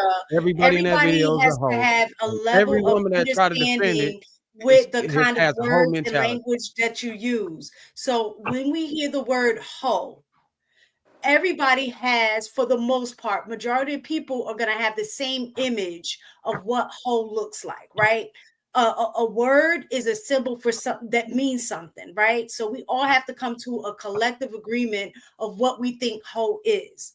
When we start trying to put different definitions to what it is, you can think of it as a minority, in a minority sense of, well, a whole phase is just dating. If that's the case, then you would say, I'm going through a dating phase. You would use the word dating phase because dating looks totally different than hoeing.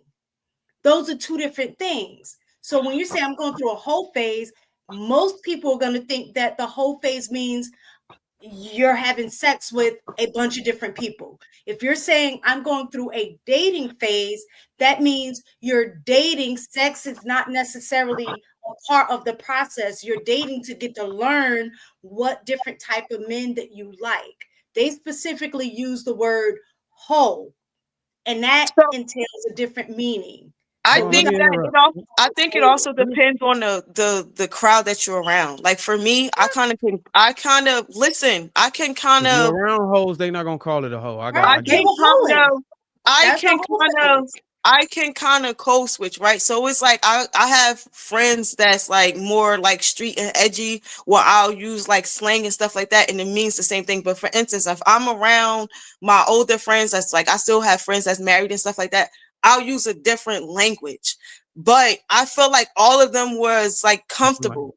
Right. So that's the language that they were using. It doesn't necessarily mean Well, for this the them. language I'm gonna use. But for them, some of them basically saying like they was just sleeping whatever. But to me, when I speak to my friends, and I don't know, I think I'm younger than everybody on here, but that's not the people in my age group and the women that I'm around. When we speak about like, oh yeah, it was the whole phase or whatever, it's not about sleeping with a whole bunch of men.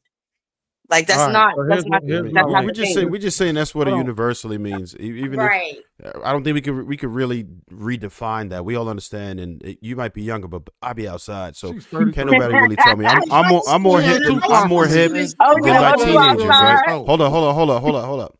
So let me just say this real quick. A lot of people, I say maybe half the ladies on the panel get it, and the other don't, right? But I'm gonna just try to put this in a situation where it's two men so y'all can dig it. Pause. So just like we have those uncomfortable conversations with our sons, right? Even though they should not have to worry about this shit. Most of us, mothers and fathers, we have that conversation. They get to that driving age. We tell them how they're supposed to conduct themselves during like a traffic stop and all of the things that they have to worry about. It's not their fault, right? They should not have to deal with that. The world is fucked up for being like that. But we still tell them in order to protect them and say, look, turn your make sure all the lights is on. Make sure your windows is rolled down. Make sure you don't have a lot of movement when they're walking up to you. We tell them all these things. It's not fair for them to have to deal with that, but we know what the world is like. It's the same thing. It's no different. Protect yourself. If you don't, then you're going to be faced with these terrible outcomes that we talk about.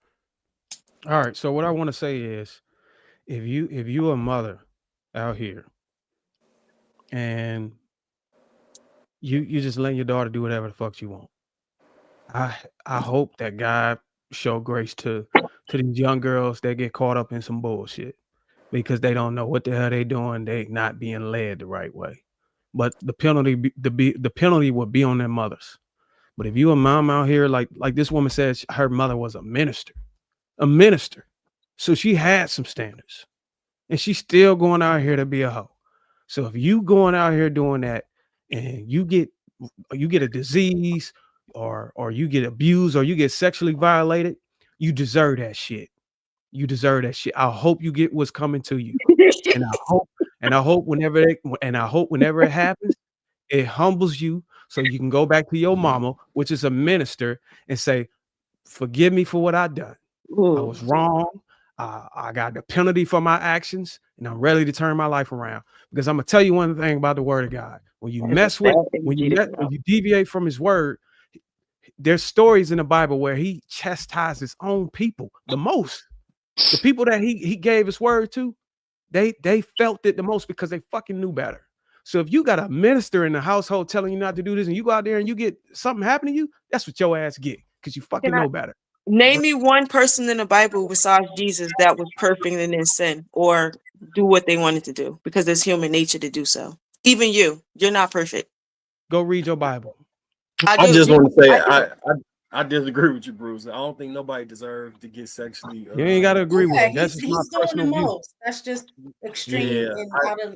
That's over the top, bro. I would never go out That's my way my to say a personal woman view. I'm deserves not to get asking nobody to agree with assaulted. me. Yeah. If you deviate, especially if you come from under the parent that has scriptures, standards and principles, and you go out there and do it, and something happen to you, it don't matter what it is. Anything. You putting that on your kids, That's your own damn fault. What? You putting that on your kids because most kids deviate from what their parents tell them. It's no different. If they go out and deviate and they get caught up in some shit, they deserve it. That's all I'm saying. Right. So then if they get raped, because that's basically kind of what you said about getting assaulted. So if that happens, then don't go to the police. Don't try to press no charges. Just go ahead and have that conversation with your first of all, kid. what is anything that I gotta say? And this is what the is the penalty? consequence of you not listening. So when I was in the military, hold on, listen to what I'm saying.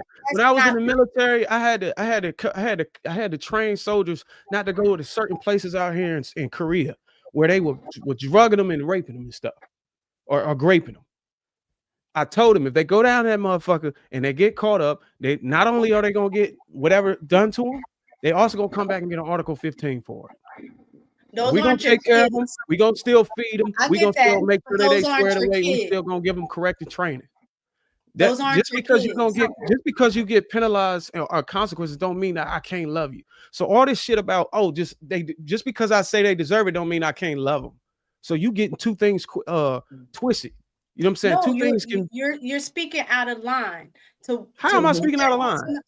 To fact to say that somebody gets assaulted is to the extreme and out of line. I don't care how you justify that. Did you hear what I first said? Darwin, hold on. Because when I said your kids, like you bring up Korea, those are not your kids. It is your job to protect them. And like you said, they were my kids. If they go, no. If they go out of your line of protection, what you're saying is whatever happens, right? So what I'm trying to say is since you're going to the extreme, they're saying that they deserve it, then you don't need to go to the police. You don't need to do anything. You just need to have that conversation and say, see, this is what happens when you don't listen to me. Now suck it up and deal with it. This is the consequence. Okay, look. Don't take And them to I heard you. therapy. I heard you the Don't first do time. any of that. I heard you the first time, and I heard you the second time. Just because they deserve to have consequences and be penalized for their actions, don't mean the person the person who offended them don't deserve to be penalized for their actions as well. So when you're trying to say just because they deserve it for putting themselves in harm's way, the person that's harming them don't deserve to be held accountable too, it don't make any damn sense at all. No, and you got to don't make listen any to sense. I do make sense. If I stated in the first case, if you a mother out here and you sending your daughters out to the wolves and something happened to them, God forbid, I said I hope God have grace for them. I hope nothing happened to them, because those kids, those young people or whatever adults don't know better because they're not being trained. They're not being trained properly. But if you come from a household that's training you, don't do it. Don't touch the stove and burn yourself. Don't whatever the fuck it is. And you go out there and do it, you deserve that shit. But you deserve it. What I'm trying to say, Darwin. You gonna get what's coming to you. What blank. I'm trying to say, Darwin, is most kids do come from out of their parents' covering. Period. It's just a natural process of life. If you read any child development book, show me the data. Show me the data that says most kids deviate from their parents.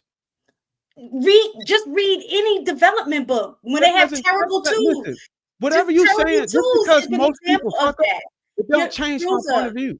Bruiser. Okay, just because most women go out here and be a hoe, don't mean I gotta relax my wrath or how I feel about it. They're gonna get the same work. You're also not God to say wrath. You're saying speak about the Bible, but God also tells you to forgive and to, and to I didn't say I was going to, and to love. It says it's a scripture that says love covers a multitude of sins, Did I right? say It's that not. I wasn't going to bring my children back into the house and still feed and clothe them? Did I That's say not any what of I'm. that? Yeah, but that's not what we're saying though. But you're saying that somebody deserves certain things. That's not love. So if I can explain, if I can explain it this way, you right? deserve to be assaulted. If I can explain it this way, right? No, you deserve to be assaulted for responding like let's that. say, for instance, You I always live. trying to mansplain Hold for on, Darwin. wait. So that maybe we can have some form of understanding here, because all it is a bunch of shouting back and forth. Let's say, for instance, I have a son, right? And I tell him, hey, look, you don't play in that neighborhood over there. You don't go over there. You don't take your stuff over there. You don't go over there because those kids are terrible. They're bad over there, and a lot of bad shit can happen to you over there. Don't take your car over there because they will steal your car. And if my son says, okay, Dad, I understand, and then he takes his car over there and he gets his car stolen, here's where I will be different from Bruiser. Is I wouldn't even say that Bruiser may have even said that he wouldn't do this. I'm gonna make sure that the person who took his car is held accountable. But I'm gonna look at my son and say, see what happens to you when you don't listen? When you went over there, I told you time and time again, don't take your fucking car over there. It's gonna get stolen. And you said, fuck you, Dad, I'm gonna go over there and do it anyway. This is what happens to you when you take your car over there. That don't mean that I'm gonna hate you for the rest of your life. That don't mean that I don't love you. That don't mean I'm not gonna take care of you. However, you did deserve for your car to be stolen from you because you went over there acting a fool and did what you wanted to do, and it happened to you. Now, I know that there's a fine line between that and sexual assault. So I can't, there's a fine line in there. So I can't really fully advocate for any woman or any person being sexually assaulted and saying they deserve it. But I do understand his point of when you go out there into the world and you do things that is not becoming of a person who goes out into the world and you don't listen to nobody who's trying to protect you, the consequences are the consequences. Sweeney, that's all I was saying. That's all I was saying. My point, Sweeney. That's all I was saying. I think the wording is bad. I think that the word shouldn't be you deserve. You shouldn't the word should be you shouldn't be surprised. Maybe you shouldn't have, but to deserve something, let's take it to another step. You say Sweeney gave you an example. He said by the car. What if there's a lot of shooting that goes on there and your kid gets shot, right? You wouldn't say you deserve to get shot. Yes, I would. I'm like, see what happened to you when over there in that neighborhood. They doing a lot of shooting over there. Don't go over there and then he goes over there and Or it gets should shot. not be deserved. It should be like, see, this is what happens. That's what I mean. Right, Yeah, but you're that's right. not The deserved deserved. word. Yeah, you're right. The That's deserved more word. of you shouldn't be Well, surprised. This is a consequence. You should, because I warned you of this. You shouldn't be Yeah. surprised. But deserving is too. That's a totally different word. it ain't no right? different. It ain't no different. I had a cousin that broke into somebody's house, and this man had already shot somebody 5 years ago. Got off of it. This man is a very wealthy man. And we told this kid time and time, because he's running with the same crowd that one of the kids got shot, but he lived. Running with the same crowd every around this time before Christmas, motherfuckers breaking in and stealing. And we told him, don't go in there, you're gonna get your ass shot. He went in there, got his ass shot, he paralyzed today. And I told him, that's what your ass get. We told you. That's what you get. You deserve it. You went in there after you've been told countless times, after you had already seen it happen to people that you run with. Yeah, your ass deserve it. I'm gonna double down what I said. Whatever you get coming to you, I don't have to label it or give you specific details on what's gonna come to you. Whatever you get coming to you, you already know well aware you in the wrong. So whenever it happens, that's what your ass get, and I'm gonna stand on it. All right, go ahead, DJ. Okay, so now that we talked about our feelings, can we discuss some facts? This is from the U.S. Department of Justice Office on Violence Against Women. Myth number 1, victims provoke sexual assault when they dress provocatively or act in a promiscuous manner. That's the myth. This is the fact. Rape and sexual assault are crimes of violence and control that stem from a person's determination to exercise power over another. Neither provocative dress nor promiscuous behavior are invitations for unwanted sexual activity. Forcing someone to engage in non-consensual sexual activity is sexual assault regardless of the way the person's dressed. Listen, there is no disagreement with that. I never disagreed with that. What I'm saying is still there's a level of mindset that you have to try to minimize danger. For instance, a lion going in the lion's den, knowing a lion's nature, and then trying to say the lion shouldn't attack me is on you, is what I'm saying. The lion is in its nature, and that's what it's going to do. Unfortunately, a lot of times when men are talking about needing protection, they're talking about needing protection from who? Other men, because it's their nature. It is not their nature. Wait. It is not Can we their define? nature. Hold on, let me finish. Can we define what their nature is? Oh, their nature is exactly what you were reading about. It's about power. It's about control. It's about all of those things. As women, we understand that. And now I know men are gonna like lambast me and say, "Oh, here we go with the feminism stuff." But you never know what it's like to be in a situation of a woman, so you can't speak to that. All I'm saying is the men on here is actually telling you their nature. We see cleavage, we want to fuck. We see a thong, we want to fuck.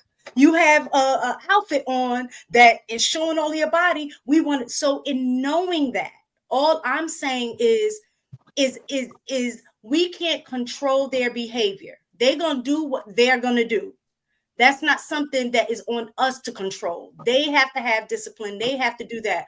All I'm trying to say is if there's a way to minimize the stares, the groping or what have you, if it would take me to say, you know what, I know I'm going in this area and I know that the men are like this, I'm going to try my best to minimize the interaction that I have. Now, does that mean that some men still aren't? No, it doesn't. But it doesn't mean, well, I don't give a rat's because they need to learn how to do X, Y, and Z. So now I'm gonna just walk up there anyway. Like I don't believe that we're arguing this point. What you read, I read that same exact thing that you read, and I agree with it. But being a responsible adult, I have to try to find ways to interact in the world that I live in that shouldn't be the way that it is. And unfortunately, I have to move a certain way. Period. So you have to go ahead. No, like I think hold on, Ash. I know. No, was it DJ? Go ahead, DJ. We can respond to it. Okay. Myth number 2. If a Oh person my goes God. to someone's room, house, or goes to a bar, she assumes the risk of sexual assault. If something happens later, he or she can't claim that it was rape or sexual assault because he or she should have known not to go to those places. That's the myth. The fact is, this assumption of risk wrongfully places the responsibility on the offender's actions with the victim. Even if a person went voluntarily to someone's residence or room and consented to engage in some sexual activity, it does not serve as a blanket consent for all sexual activity. If a person is unsure about whether the other person is comfortable with an elevated level of sexual activity, the person should stop and ask. When someone says no or stop, that means stop. So I said all that to say that we keep insinuating if you go to this place, you deserve what you get, Darwin. If you wear this, then you deserve what you get, mistaken. We can't keep these narratives are so dangerous because we're also excusing predatory behavior. And we have to put the onus where it belongs, the person that is violating another person. Just because someone is, let's just go with this argument that you provoked me, that doesn't mean that you should act. You're not a lion. You are a human being with reasoning, critical thinking. You have the ability to be able to have some type of impulse control. You know that there are consequences to your actions. You're not a freaking lion. You're a person that has the ability to critically think and say, you know what? Probably shouldn't do that. Probably shouldn't Yeah, probably violate a shouldn't wear person, that. even Doesn't though that go I both feel ways, turned though? Yeah. on. All I'm right. almost finished. Hold on, Even though wait, I Trey, let me feel, respond because even Hold on. though Hold on. I feel I turned got it. Give me a on, sec. that doesn't give me well, the I just want to right clear up to what the violate. Okay, I'm almost mischaracterization she finished, got me Darwin. on. It doesn't give me the right Go to ahead, talk violate forever. someone because I feel sexually turned on or I feel intrigued or I want to have power. That doesn't put you in a position to now violate that person. That doesn't line you up to violate somebody. I'm done. Okay, so let me Yeah. say this. I'm gonna be quick, Trav. For the people who keep turning their homework in late, I never said anything about you have the right or you should get violated or whatever. What I said was, if I'm your parent and I have principles and standards that I expect you to uphold, and I coach you and train you and teach you on them. The reason why I'm telling you not to go down there and do that, because I could see what's going to happen before you could see. I can already foresee what's going to happen. I already know what's going to happen. So I'm proactive.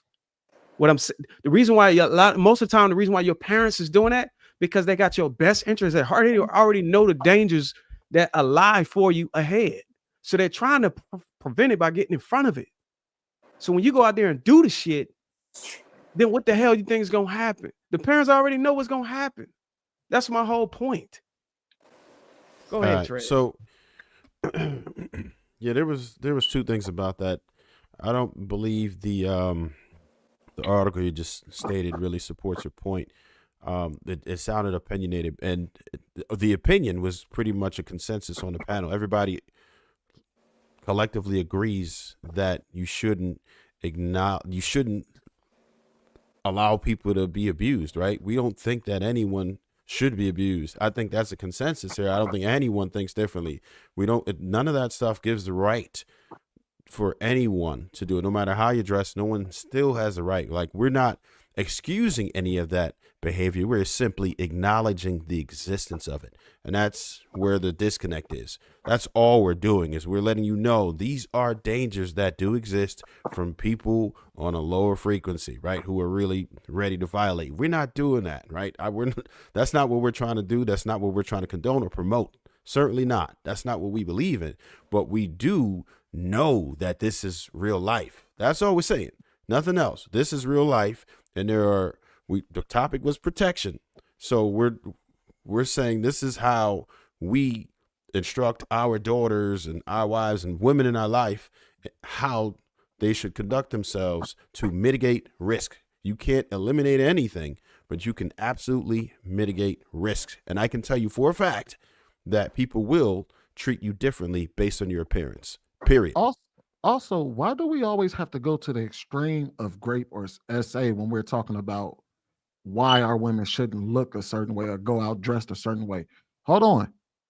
Because I don't think any of those women on that panel, when they were talking about their whole phase, when they talked about how they're perceived in the media, had anything to do with them being SA. A lot of women don't understand that, hey, by me moving this way, why don't men see me as wifey material? Why don't men want to date me? Why don't men want to talk to me? Why do men avoid me?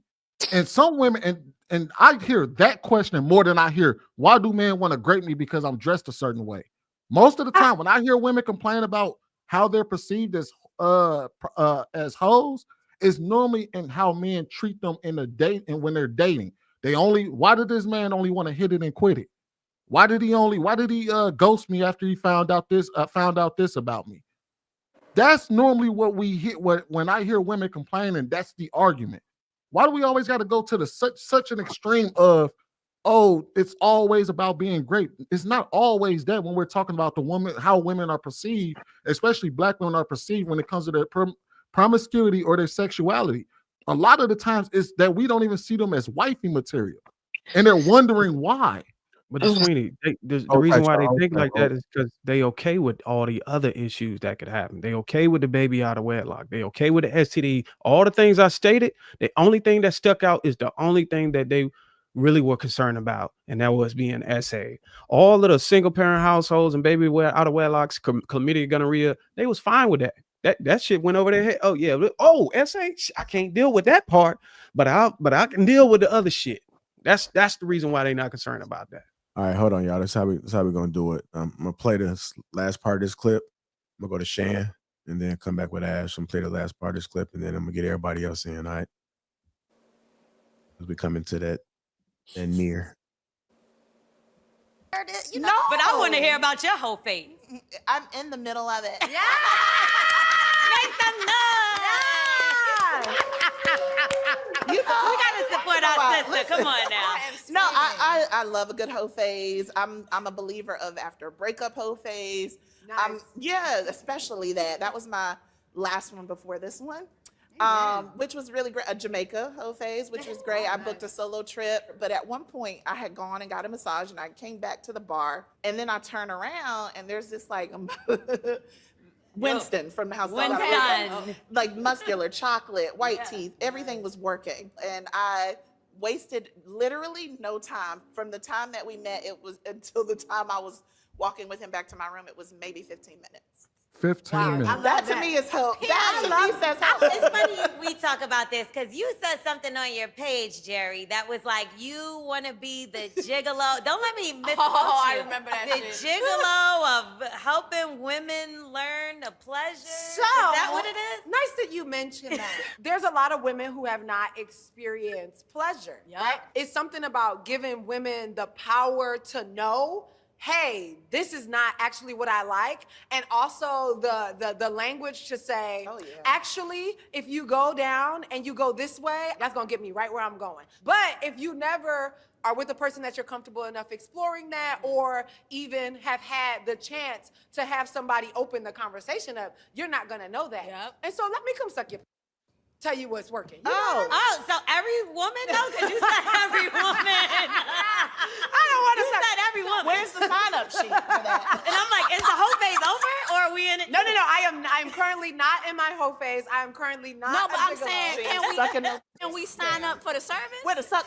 And that's what I'm saying. That's the service that I wanted to provide, and not just with me and You other mean you're people. gonna have people that you pay to go and do it, and they collect? I'm about to say your jaw gonna hurt. So you was hiding flights. I see a future here. I see. You know what I mean? If we think about how we learned about sex, like who had a conversation with you about sex? Who told you how to have sex? Who told you how to have sex? Not just safe sex, but pleasurable sex. Yeah. Not my mama. These and notice how she said that she was with a bunch of women, and she even said she became a gigolo. What do we normally call gigolos? I don't think it's the guy that only dates a girl and only has sex with one girl. He's the one that smashes all of them. She called herself a gigolo. Sweeney, you know what the problem Hold is? on. All right, we got to get to Shan and Ash, then we come back around to y'all. Go ahead, Shan. I'm just this whole look. I ain't never seen no shenanigans like this mess. And I hate that it's called black, whatever that sign. I was trying to read what the sign said in the back. Listen to black women. It's a disgrace. I really hate that there was not one female up there who spoke against it. You know, I guess, you know, birds and feathers flock together. I just disagree with all of it. You know what I'm saying? I mean, I just don't understand. And that's coming from a person I've never met a man I just wanted to jump into bed with on the first night. I don't think he exists. I can't even understand where I don't even think like that. I don't know. But I'm just appalled. And again, and this is the same thing, right? So when you have women up here and they're talking like this, it's almost as bad as when we were talking about how some guys, they make a blanket statement. They'll say, oh, women do this. But when you're a woman and you're sitting here talking amongst other women and y'all are talking like every woman does it, it becomes confusing because you're putting that information out about yourself. And it's not, first of all, you shouldn't even be, in my opinion, there should be some shame to it. No, I'm not saying I should be controlling your body, but there should be something about you talking. I don't know. It's just telling everybody you sleeping with people. Oh, I just got banged out in the bathroom from a man, and he just did his do with me and left. Like what? Yes. Why does that even feel okay to talk about? Why is that something? So Shane, to if you were part about? of, I'm confused. I'm just so confused here. Shane, if you were part of that conversation, what would you said? I want to know what in you. I think that for me, and I think that's what I was trying to have from Ash. I guess I just want to, and you know, me and Miss can talk about stuff like this all. I just never been that person. I just want to know what about you is allowing a complete stranger. And I think I've used this analogy before. If a person was running a marathon and he came and he hugged me, you know how people come hug you and they got all this sweat on them, and you're like, ugh. But yet you got sweat on you when you having sex with somebody, right? But that's not You're exchanging bodily fluids. You're allowing somebody inside your body that you don't even know. I don't even understand how that's a thing. I mean, I just don't. Like, I just don't get it. How old are they would kick your ass right off that panel too. Do y'all know how old those women are? Are they're they older? One of them was 40. One of them, and then I think the girl that's the Haitian girl, she's around my age or a little younger. She's like in her late 20s. What I see that show as is like a different version of horrible decisions. I don't know if y'all ever heard about that show, but even that show is actually doing a rebranding because of the fact that they're saying that they're putting that out there and it's causing them to lose money because companies don't want to support that message, right? So, and then they're making a Patreon, so they're still going to have those conversations, but it's limited around who can actually watch it, right? Which makes sense.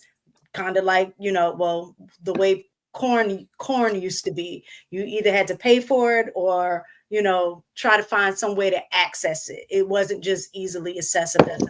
But one of the things that, like getting back to what she was saying about the clothing and blaming the victim for stuff happening, I totally agree with her on the point that more messaging do need to be towards those who are the assaulters, right? But what we're not talking about is that we're giving the same messaging to boys too about what they wear, right? Like everybody that I know, I remember my parents or my dad specifically talking to my brother, or even hearing certain conversations of other men saying, like, now they don't wear that hoodie, take that hoodie off, you know, take that down because there's a risk, right? Or pulling pants up, you looking like a thug, right? So we're having those same conversations with our boys about the way they dress as well.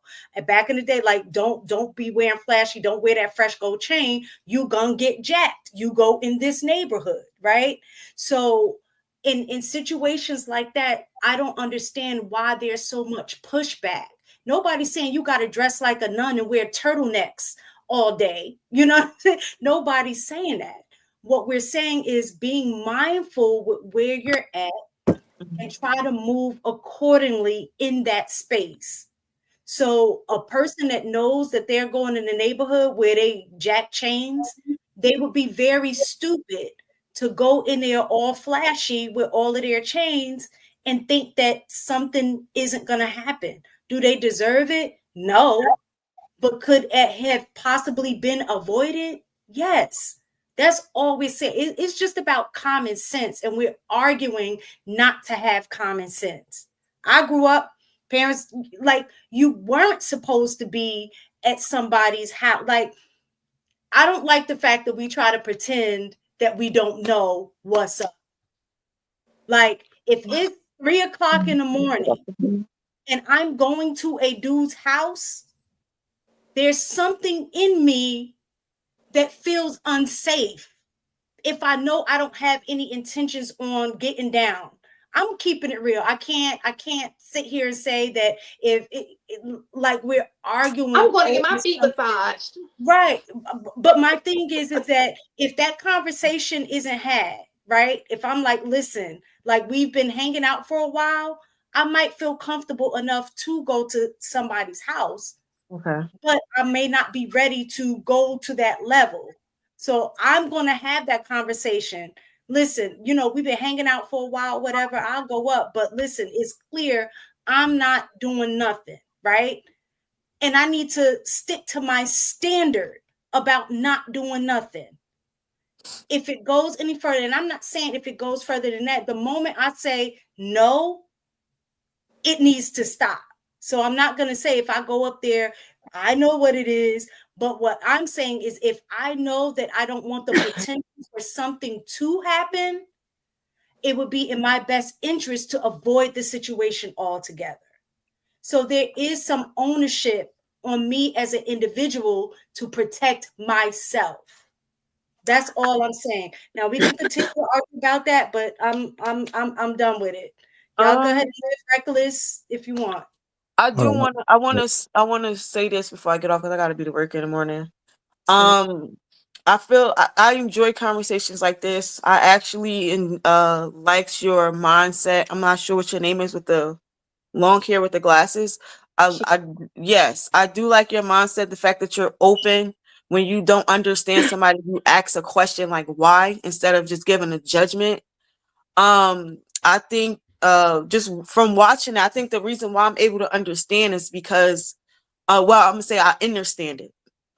It's because I've been through a lot of those things, right? I'm young, but I went through a lot of things, right? Not only did I go through a lot of things, but I got over a lot of things. I overcame a lot of things, which is why I'm able to have different perspectives and kind of be able to understand where a person is coming from and not just say, oh, this is just because this is how they're presenting themselves to the world. That's how they are. I don't believe that is.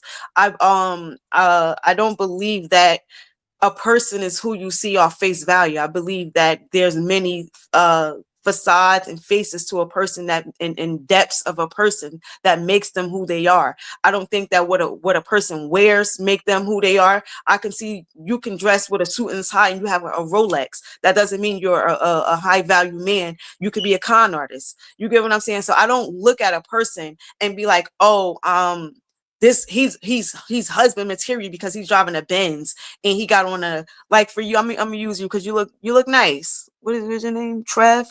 I'm not gonna look at Trev and be like, oh, Trev is husband material because he can articulate himself very nicely. He's dressed very nicely. I'm not thinking that. I feel like because I have been married for almost 13 years, and I know what a husband is, right? I don't think that me just looking at a person and saying, oh, that's husband material. It's qualities that person may have. Because there's been instances where I actually will meet somebody who's dressed nice and this nigga's a dog. You get what I'm saying? So it's you being an adult and looking past the outside of a person. That's why they say you don't judge a book by its cover. You sit down and you talk to that person. You don't know somebody's story. You get what I'm saying? So it's just kind of like, I'm not a judgmental person. I always try to figure out why somebody's doing this or why this and why that. And what I seen from that, the clip, is a lot of them basically was saying that they were either married or they just got out of something, and what they're doing is operating out of hurt, right? So a lot of women, a lot of those women, right, that do, can I finish talking? Mr. No, not you, man. I'm talking about him with the face. Try to understand what I'm saying, not to reply. What I'm saying is a lot of times those women operate out of hurt, right? They're not allowing themselves to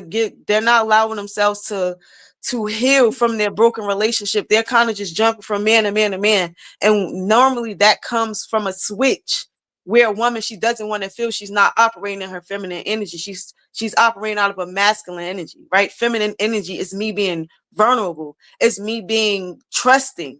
And a lot of times, a lot of women operate out of the masculine energy, where they get this mindset: I can sleep with this man, I can sleep with that man, and I'm not going to feel no type of way about it because they don't want to get hurt.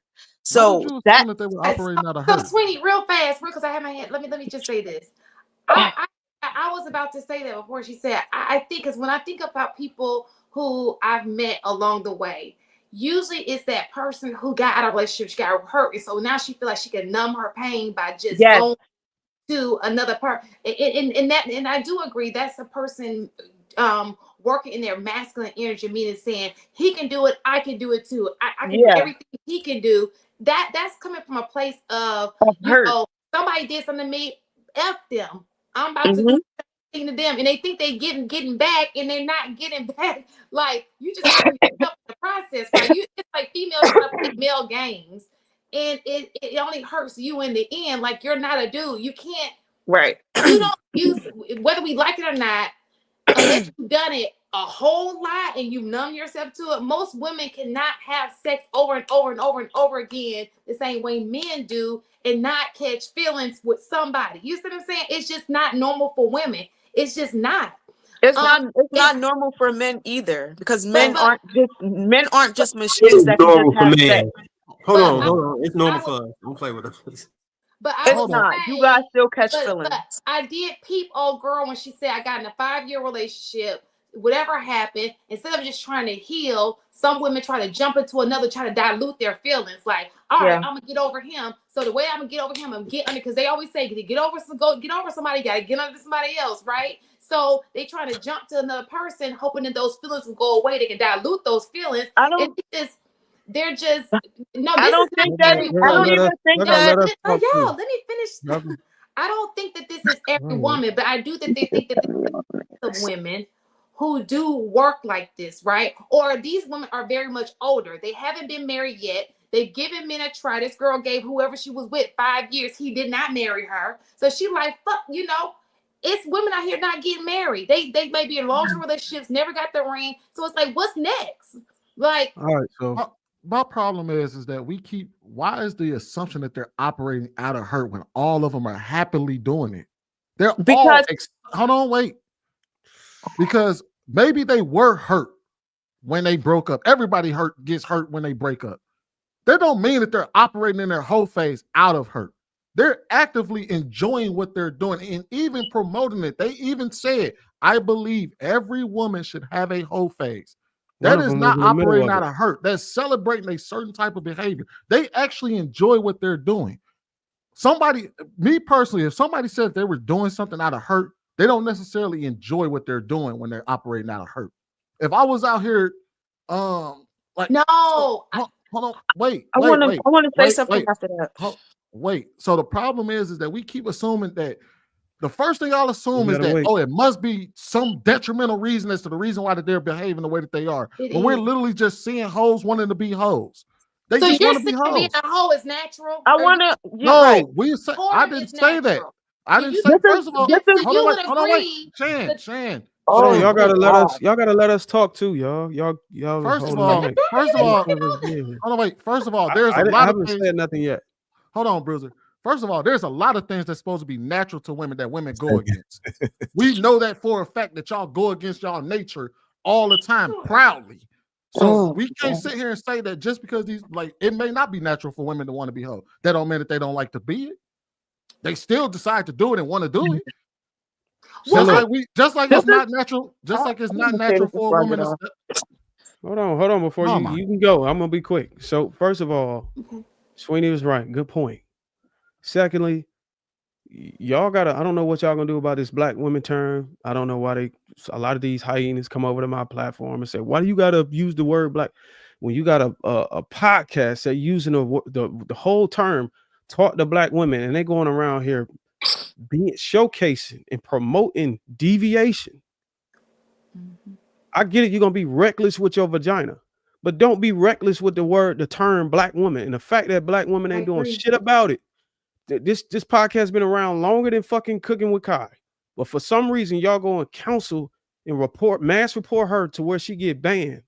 But y'all got these platforms like this going around here pushing this bullshit. Until y'all motherfuckers mass report this bullshit that we keep seeing, I'ma keep lumping y'all name in this shit, just like y'all lumping y'all name in this shit. I'ma keep applying pressure to y'all ass until y'all mass report the correct people that's fucking shit up. The little girl wasn't doing nothing but fucking twerking and cooking. But these women over here being deviated, having kids out of wedlock, just busting it open and being all kind of nasty, slimy, guac 3000 in the bathroom, all kind of shit. Like, report that. Bring those platforms down if you really care about the term black women. Until then, fuck out of here with all that shit. One of them did. She said she was a hoe like her mama who had 7 kids, 7 different baby daddies. She never said her mother was a hoe. She said her mother was. They were right. She said her mama was on 2 cocks at one time. Stop. One of them said, I'm a hoe, and I learned it from my mama. I came from a very sexual, liberated background. My mama had 7 baby daddies with 7 kids. But she didn't. But he said she was a baby mama. That was her mom, right? Right. But he's talking about the celebration of being baby mamas. He's not talking about that any of them may have said that they were. He's saying that they're actively celebrating having kids at a wedlock and doing all this. One of them literally said, I grew up, I went through my whole phase. Yup. I came from a very sexually liberated background. My mama was a hoe. Well, she didn't say her mama was a hoe. She said my mama had 7 men, 7 different kids. But she say that she? But she didn't say she had those. No, the point you're missing what Bruiser said. He said promoting creating kids out of wedlock. That's what he said. That's what she promoted when she said, "Yep, my mama did this." That's what she's promoting. All right. Can I say this? I got to be to work at 5:30, right? And I want to get to speak. So first of all, I would like to say, thank you for bringing me on this podcast. I think I've met some dope people, some dope perspectives, or whatever the case may be. I would like to say this last thing to you. What's your name? Sweeney? When you was basically saying why do I think that? And I think some of the best advocates to have is people that actually been through that stuff, right? For instance, like I said, I've been there, so I understand. So it's not me it's not just me thinking or guessing that that's what it is. It's actually real data behind it. Like it's a real thing. So it's not just me. It's not me. I understand that it happens. I don't understand is why is the assumption that they're operating out of hurt? Because that's exactly what it is. If you look at it, like right, because I'm telling you, right, it's the same thing. For instance, I'm supposed to believe it because you told me. Can you listen? So what I'm saying is right now you just listen. You're not listening to understand. You're listening to reply to me. That's why it's not been through it. That's why you're not understanding it. What I'm saying is it's the same thing, right? Why kids that have maybe in gangs, right, or people that's in rehabs, they normally go to people that have experienced the same thing they have because they understand. If you are a person that's never been on drugs, you cannot counsel somebody or even begin to understand what a drug addict is going through. You're just going to speculate. Wait, let me finish, right? Because y'all was cutting me off and I didn't say anything. So what I'm saying is I understand what they're saying. So that's not a woman's natural behavior. What I'm saying is when a woman is acting in a masculine energy is guarding, it's protecting, right? It's logical thinking, it's guarded. That's not her natural her natural essence.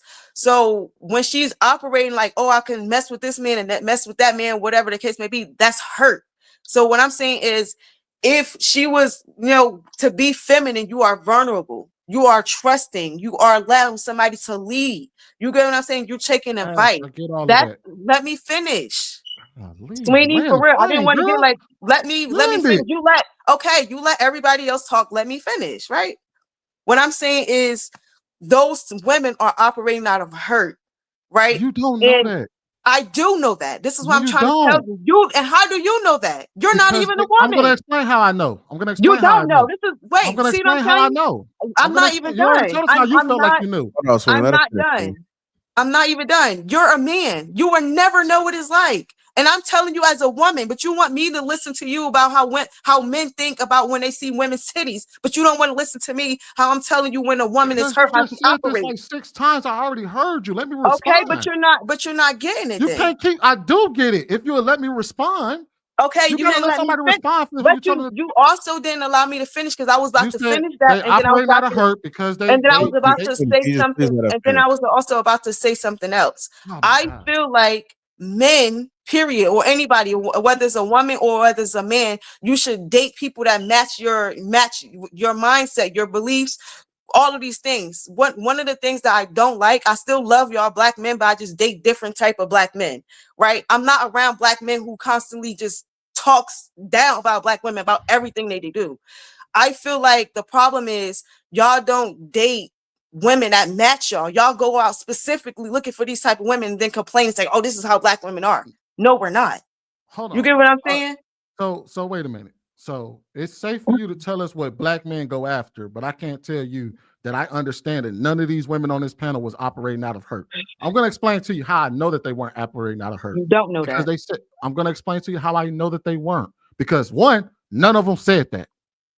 That's first and foremost. I'm sure if they felt like they were operating out of hurt, they would have brought it up. Two, they brought it up as something to be celebrated. That's why they kept calling it sex positive. They weren't saying this was something that they were feeling some type of way and that they just fell into this life. They said, hey, look, coming out of something, I want to be able to do what I want to do. Oh my God. So, I don't know. No. So all I simply asked, I posed the question, how can we assume, why do we always assume that, oh, it must be that you're hurt rather than that's just what they want to do? And you make this Jesus Christ. I'm so sorry. I'm just getting frustrated because I just have not. Now you feel how I felt. I'm frustrated because I'm talking to somebody who's not. So wait a minute. Who's not understanding, or who from people who haven't been through shit. Hold on, wait. How can you say? Hold on, wait. Because what I'm saying is, hold on, wait. Welcome to this network, child. So look, listen, Ash. The funny thing is that you're assuming something about them, and you ain't in there. Hold on, wait. I'm not assuming it. Ash, you're assuming something about them. They never said that they were operating out of hurt. How can you tell them that they're? If I said something and you came to me and said you must be that way because of XYZ, and I never told you that, how can you assume that about them? None of them said that. It's called observation, right? And when you are Ash, oh pause. God. I don't know how this is going over your head. It's not going over my head. It is. Ash, it's not going over my head. I get what you mean, but you're assuming something about those women because you're trying to explain away. Hold on. You're assuming something about them because you're trying to explain away something that you agreed with earlier. You're trying to explain the reason why they're being hoes and why they want to be hoes. And you're trying to find a way to make that something that is not, and that they never even claimed it to be. You are looking from the outside in. This is not a fact. What I'm telling you is a factual. I'm telling you is a factual thing. Also, they are happy because they are inside of it. They're inside of it. Ash, I'm not done. You can't say that to me while at the same time they're their own person. Every woman on that panel is their own person. You're also looking from the outside in, and you made assumptions about them. You said all these women are operating out of hurt. How do you know that if you're not them? Just because you are a woman, I'm gonna give you an example.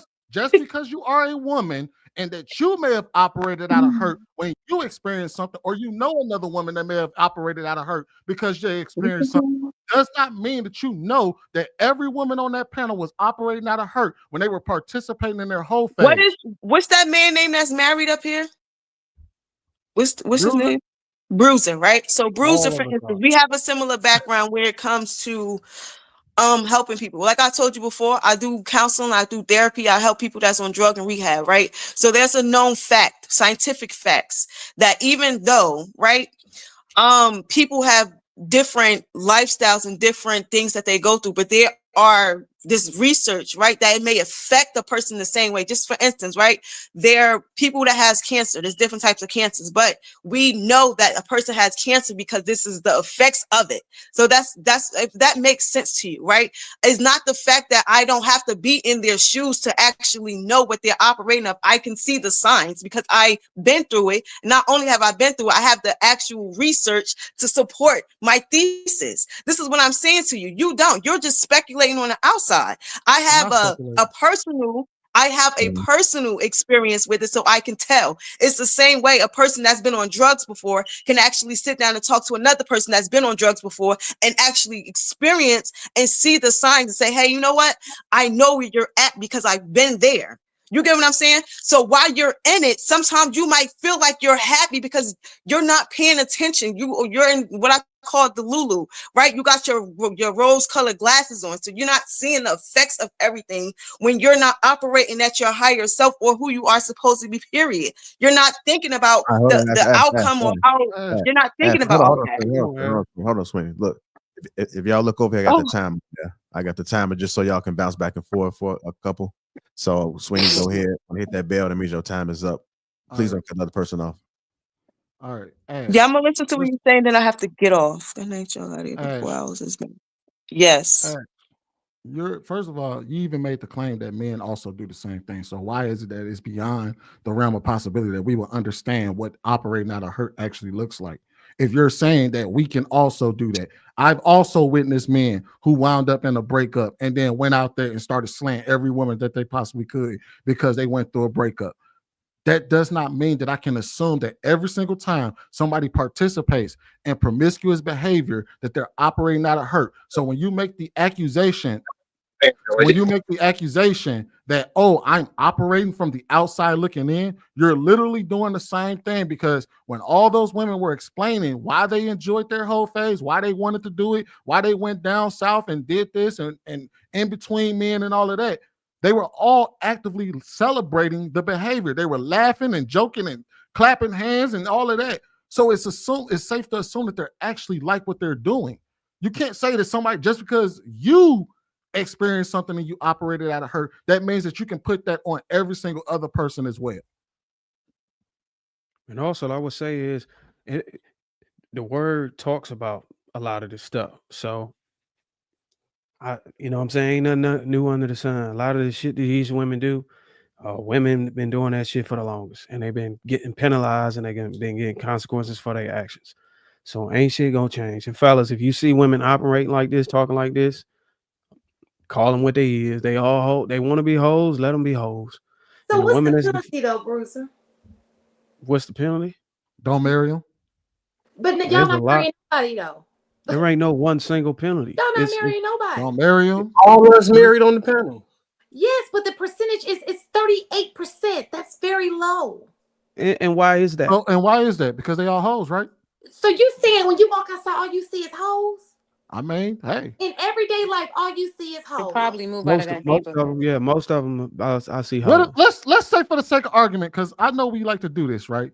Where we like to explain a phenomenon. Because you remember when we was talking about the women, when we was talking, wait, when we were talking about how women were divorcing at a 70% rate, and y'all say it must be because y'all men ain't shit. Well, let's make it.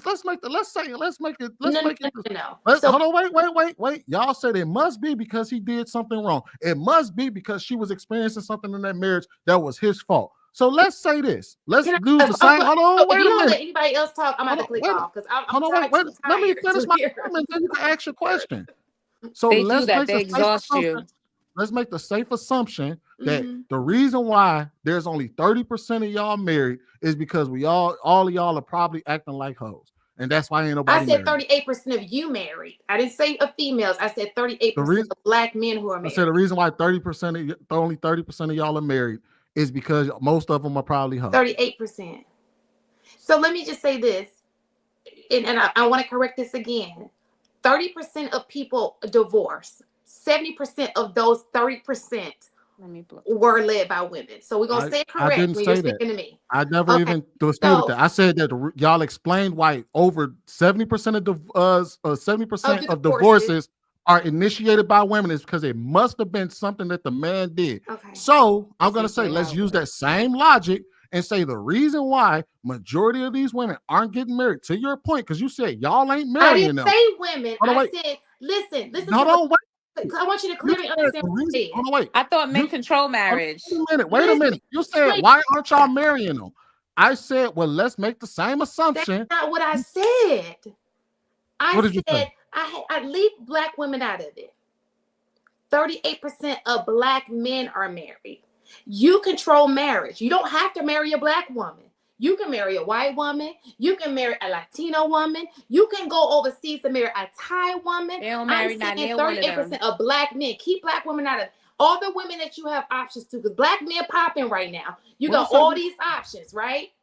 You can. Why aren't your marriage rates high? You got all these options. You don't have to. You no longer are stuck on marrying black women. You have the option of marrying any type of woman.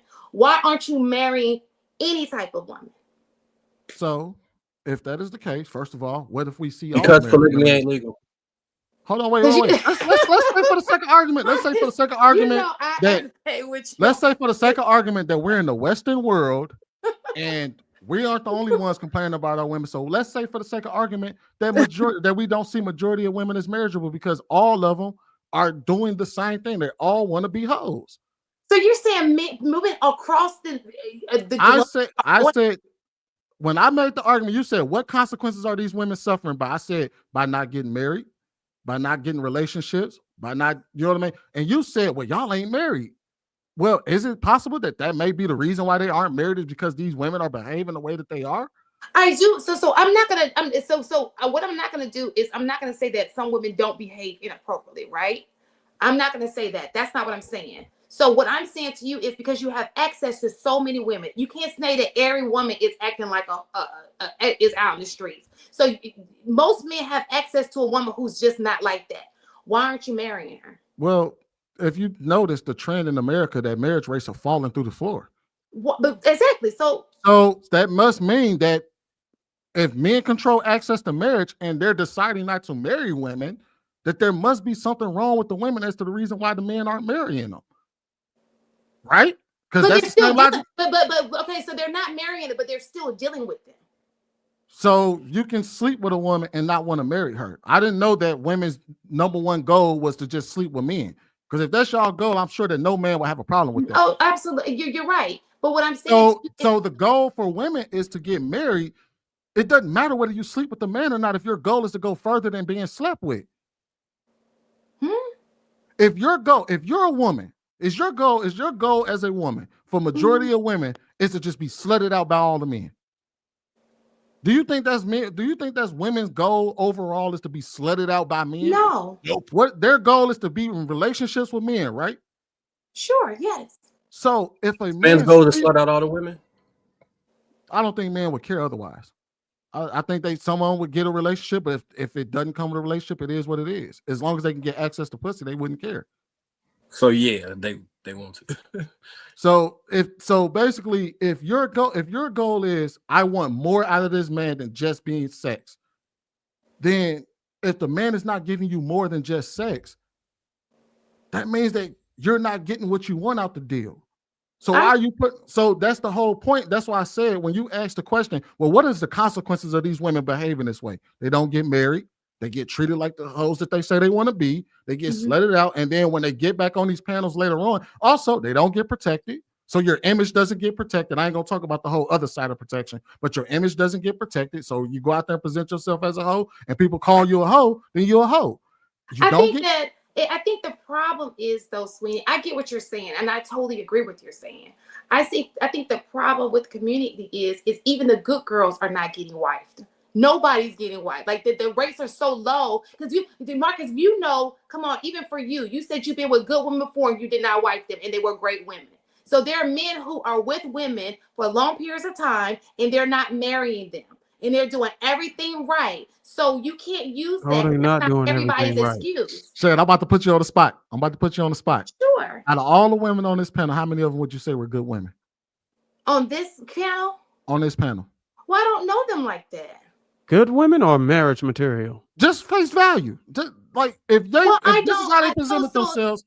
So in this panel is like 5. We're talking about the world. Let's be realistic. No, I get that, but I'm trying to bring it home so you can understand. The reason why I say that is because you don't have access to the women on this panel, but you do have access to women who you're around. And I'm saying to you, and the women who are in your life, most men are just not out here single. The women in your life, you're telling me you don't come across, your people don't come across you've never had a good woman in your life, and you be like, she's just not the one. It's nothing she did wrong. She's just not the one for me. It didn't mean she was a bad person. It just means that that's not who you want to give that ring to. Maybe she called at the wrong time in life. Maybe you just didn't have your shit together. You wasn't thinking about marriage. It's so many things, and it's not your fault. But what I'm saying to you is it didn't take away from her being a good person. Let's say for the sake of argument that you're absolutely right. That I experienced a good woman in my past, right? Sure. Maybe I did pass up on that one good woman, but after that one good woman, I experienced 100 bad women. Then even I'm humoring you, humor me here. We're talking about mass, right? I lose my sense of humor around. I know, humor me. We're talking about in mass. If I go outside and 1 in every 30 women are good, that's a bad percentage for the women. Oh, that means that means that majority of y'all ain't shit. I think the majority of people ain't shit. The reason why I asked you that question, Shan, the reason why I asked you that question though, and I know it may come off a little messy when I asked you about the women on the panel, is because sometimes women consider good women. So they judge women by a totally different criteria than what men would judge them by. So oftentimes women would say, hey, that's a good woman. And then all the men, for instance, I wonder how many women actually believe that Travis Hunter's wife, girlfriend is a good woman. No, and then you see the men respond and they be like, nah, that ain't a good woman. So that's the reason why I said, how many good women have you? I'm asking you, how many have you? Because that's coming from your opinion, right? How many women have you had in your life that you know was a good woman, probably been a good wife, and you passed on her? It wasn't my opinion. I'm talking about you stepping in yourself and you telling me your opinion of the woman that's come into your life. And so I know that there's a lack of good people on both sides, right? But you're gonna miss me with that whole thing of, I never had a good woman in my life who was down for me and I just passed on her because maybe the timing wasn't right or something just wasn't right. But if I told you that, yes, I've only met 3 good women in my life, 3, all of them were marriageable, but the other 100 women that I dealt with were terrible, then that would still put them in a majority. If every man said, yeah, I only met about 3 good women in my life, but most of them wasn't shit. That's 60, that's 50% or better. That would still create a failure of the women where most of y'all aren't being seen as good women. Most of y'all are being seen as bad women, and it's being represented by the numbers. I'm not taking that away from you. But what I'm saying to you is, if you are a single man, which you're not, so you got to marry. If you are a single man, you told me you're a single man and you're sitting here talking about women, but then you say I passed up on 3 good women. I'm gonna say, well, that's your fault. You had 3 good women who could have possibly been your wife, and now you keep sitting here complaining about women you're coming across now who not gonna be your wife. What about the 3 women that you came across that could have been your wife? Fair, but you got to understand we're talking about a group, because we're trying to explain why this is happening, right? We're trying to explain how the vast majority of our community isn't married, right? So let me ask you a question, Sweetie. My question to you is, do you think so I know that you're saying, because I get what you're saying, that most women are marriageable, and I'll take that. Do you think most men are marriageable? I would argue, yeah. You want to know why? Because I think most men would take care of a woman that they give a shit about. And I think most men are quicker to we're, especially when you're talking about black men, we're the most liberal group out of all men. We're most likely to help, we're most likely to help out in the house. We're most likely to help you with the kids. We're most likely to understand where you're coming from. The problem with women is that they don't see most men. They don't see most men. Most men, based off of, if you're looking at them at face value, most women don't see most men. Most men see most women. I don't think they do. Yes, we do. I'm gonna tell you why. I'm gonna tell you how I know.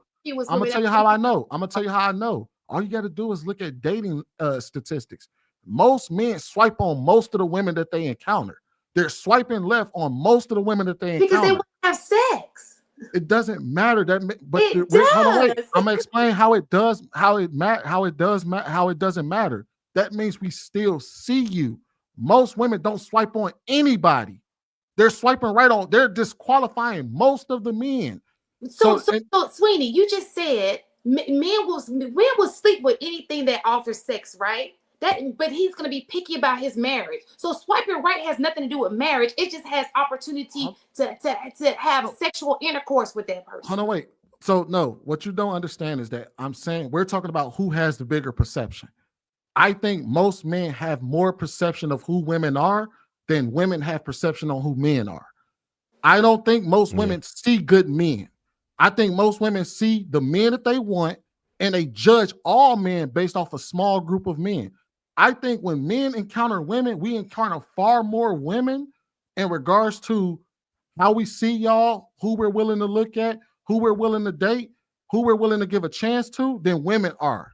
Men would give way more chances in dating than women would give chances. So dating, okay, you keep saying dating, but we're talking about marriage here, okay? I don't think men are that generous with marriage. I think they are generous with dating because there's something that comes with dating. There are perks that come with dating and there's no responsibility there, okay? So the way you're looking at dating for women, I want you to look at, I'm trying to let you look at it as far as marriage is concerned, right?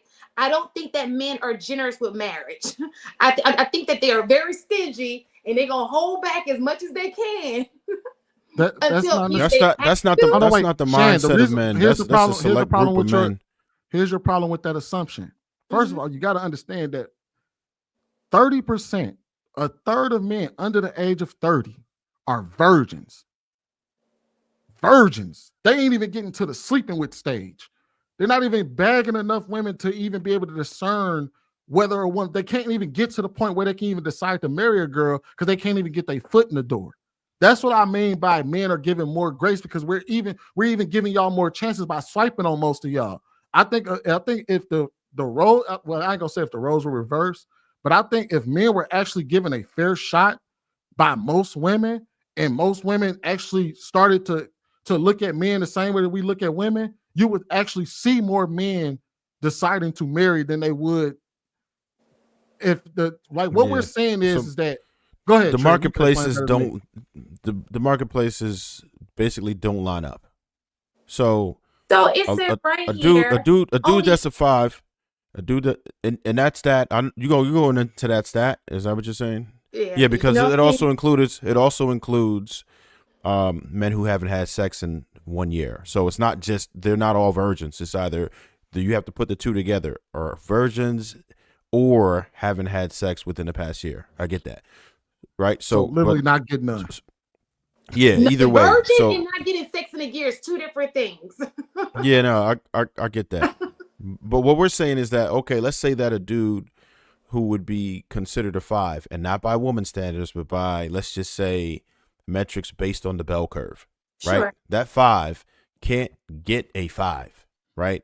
He can probably get a 3 or a 2, and we're not just talking about looks. We're talking about attributes, everything. He doesn't have access to that, whereas the woman who's a 5 has access to 5 and down, plus up to possibly 8. So the women have more access to dudes, right? Okay. And that's why we would say that women are more stingy with marriage than men. And truth be told, I don't even believe that men control access to sex and women control access to men control access to marriage and women control access to sex. I don't believe that. What I believe is that the person who has more perceived value, they actually have control over both. Whoever has more perceived value controls both. That's that. I'll put it that way, right? Because if I really want you, right? I know you were hottie out here. I know that other cats want you. I want to lock your ass down. There are dudes, some who I know, right, that who have chased women because they like, yo, I want to lock that down. I'm about to marry her or whatever it is that I want. If she does everything that I want in a woman, why would you not want to lock her down? Men do want to lock women down. And, you know, black men may have a lot of options as far as different races and stuff, but they're still nearly 80% loyal to black women. So they don't typically want to go outside. So they would just, you know, check out altogether before they do that. So we got to keep that into consideration either. It's not like we're just, you know, turning on black women. It's not that. It's just that we want certain attributes within black women, which in our opinions, we feel are reasonable. But no, Trev, I agree with you, but I think that it just depends on the guy. Because I would argue that a lot of hoes get married. A lot. I don't know if y'all don't know this, but when they go back to homecoming, we like. I don't think any of those hoes on that panel were married. I could be wrong, but I don't think so. I would definitely venture to say. When we go places in real life, like, you know, I don't know panel life because I don't know those people personally, but to me, the ones who are out there that put themselves out there are the ones who are also Shan, looking like. To my credit though, the 3 good women that I did meet, all of them are married. Me being married to one of them. So the 3 good women that I experienced in my life, the 2 that I passed up on, both went on to actually get married because they were good women. And then my wife. So you know what I mean? Yeah. Like, I do believe that good women get married because they're good women. But I think that sometimes women have an overinflated ego that they believe that they're good women when in actuality they're not very good women. So they come out here and say, oh my God, I was such a good woman to him. And then when you start to peel back them layers and you start to and you talk to him, you start to find out like, nah, she wasn't that great of a woman to begin with. You know, so in my observation, right? Because I just like to observe people. I think that nowadays, I don't know at what point you guys got married, but I do think that now is a little different than even 5-6 years ago, right? I think that the internet has caused a little bit, the grass is greener on the other side. People feel like they have access to people they really don't have access to, right? I also believe that there's a narrative that's out here about marriage. It's just better to be single, right? The responsibility that comes along with, you know, everybody's on an individual now. Nobody wants to work in a collective anymore. Nobody wants to work with somebody anymore. I think that that's an issue. And I also think it's a good person. Huh? Would you say that would be a good person to marry? The people that you just described, the group of people that you just described. Oh, no. But I'm saying there's an influx of that on both sides, both genders, right?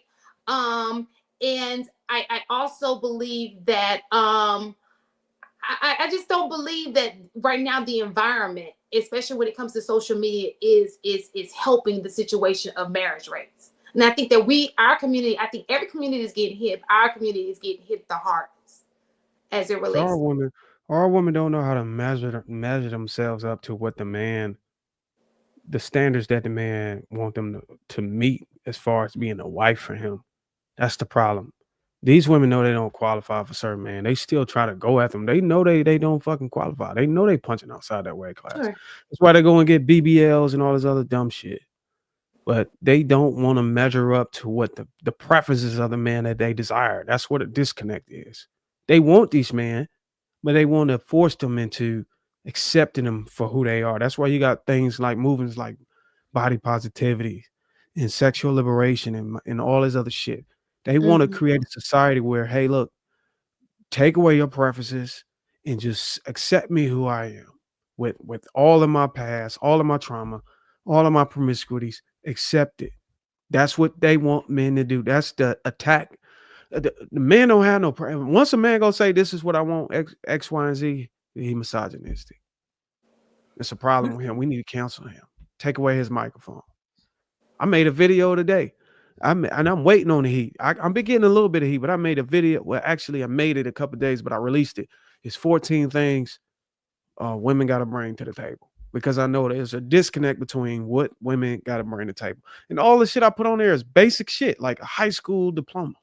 And I give bitches in the comment, excuse my language, women in the comments, you controlling, you. Why do I got to have a high school education? Like, what the fuck is we don't got to? Like, a man can't even ask you to, your parents told you to go get a fucking diploma. He just asking you to do what your damn parents told you to do. And I get pushed back for that. Like, it's like, what? Just basic stuff. Can you bring your STI panel? No, you can't just trust my word. Like, what the? Can you have a job? What the hell you mean? Can I have a job? Your boss tell you to go get this. Your boss tell you when you want to get this job, you got to go have XYZ. You go run and get that shit. But the man that's supposed to marry you had the audacity to have the same criteria your damn boss had. Well, goddamn shame. I think that I see where Shannon is coming from, right? But I think that's the overarching point, is that even when we watched the video that we reacted to, right? These were women. I wholeheartedly believe that their idea of protection is, you ain't got to put it up there, JR, unless you're about to play something. I wholeheartedly believe that their idea of protection is accepting what they believe to be sex positive, which is this whole phase and all of that. That's what they believe. They truly want, and to Bruiser's point, that's what they're trying to do, is they're trying to browbeat men. They're trying to beat men into submission by saying, you need to accept this from me as the norm, as take me for who I am. And men are saying, why? No. Well, Under the guise of black don't know women. where I came from. I don't care where you came from. I don't care that I don't care what happened to you in your past. I don't care what you did and all of this. Before you come to me, you need to do the work to come to me a better person. Just like we don't ask women to deal with broke men, a bum. If he come up off the street and say that man asking for change and walk up to you and say, well, man, you got to be able to ride this out with me. We at least tell y'all that you got to, that we at least tell the man you got to have a job that can do something. We're not telling y'all to go out there and grab from the bottom of the barrel when we're asking y'all to accept men. But what these women are doing is they're asking us to grab and pick from the bottom of the barrel and accept it and hold it up in a high regard and a high light and say, this is mother God queen of our community. That's what those women on that panel were saying. Hold me up. When it comes to us in the media, hold us up as the mother God queens that we are in all our sexual liberation. And all we're saying is we don't want that. I'm going to say this going into 2025. I'm going to go on the record. You heard it here first on Lapeef Network. The reason why women are being degraded in media and bashed all over podcasts and platforms, it's not because of black men. It's because of your own damn self. It's because of your own damn decisions, your own choices, your own behavior, and your own image. It got to start with you. All right. Get to these super chats. God damn, it's a lot of them. Hey, shout out to the chat. Shit, I ain't know it was 20 of them. It's just been, because I ain't read them in a while. Chosen 1619 199. Feminism and YOLO has corrupted today's women. The Will 499 says men can't create a hoe. We got to stop that myth. If a woman wants to sleep around, she's gonna do it. Harrison Davis $5 says salute. Ikene $2. Ed Ash, you talk too much, control yourself. It's Sage $5. Question: every woman seems to have different levels of protection they want. It's a bit confusing. What is the threshold? This is part of the problem. Adonis 1909 $5 says crazy. Ash is saying ladies are over sexualized while on a panel with a tight shirt with no bra and constantly leaning back. This is ridiculous. Sage $5 says topic jumping and context jumping, and every conversation is another issue as well. We have to rightly divide the subjects and not put them in one bowl. Mr. Radu 499. So if a woman and a burqa gets taken advantage of. Women are justified to dress like streetwalkers. Deacon A, $5 said, this is why before you marry a woman, please vet the woman to know the kind of mindset she has. This is the reason why most of these women are single. John Henry, $10 says the ladies are, what's that word? Obfuscating. Obfuscating. The women on the panel weren't talking about having an occasional sexual encounter. They were talking about get it as much and as frequent as possible. They were. John Henry, $2 says, speak on the mistaken. John Henry again, $10 says, Jesus is a myth. He never existed. Believing in this nonsense of Jesus dying for your sins continually justifies the type of talk coming from Ash. Where's the personal accountability? John Henry, $20 says, DJ equals NOISE, need to be validated over talking irrelevance towards others. Snide commentary, invasive behavior. She is conflating the narrative by mischaracterizing responsible mitigation. And Drew Bishop, 499. Let the black women be 304s. They fight for it so hard to the point of contradiction. Again, $11, $10 says, well, you did say believe all women. You asked for it. Here it is. John Henry, $10 says, ladies, stop labeling poor feminine behavior as masculine and call it what it is, individual, non-accountable actions. My soap 499 says a whole phase is therapy session / I think they might be hurt. I'm with Ash on this one.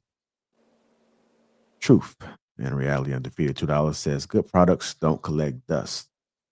Truth and reality undefeated, $5. It's a man's mission to obtain a woman and it's her job to retain him.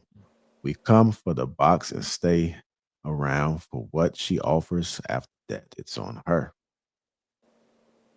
Truth and reality undefeated, $5. Men control access to marriage, but women can decline. However, you can't say no to a question you're not asked. Hence, men control access to marriage. Truth. Again, $2 says good women have no problem finding a husband. FMC Live 199. Sweeney.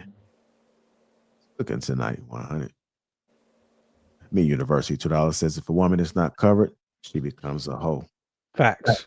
I want to thank everybody that's contributed to the platform. We appreciate your love and support. Shout out to all the Green Gang as well. Thank for all the people that wasn't in the comment and everybody's catching on replay. We really appreciate you guys. Make sure y'all follow everybody on the platform. They have their own individual platforms as well. Let's make sure we support each other all across the board, the same way that y'all do here. I want to thank the panel for their perspectives and everybody that has dropped off and dropped in. Catch us next Thursday. Y'all enjoy yourselves. We out.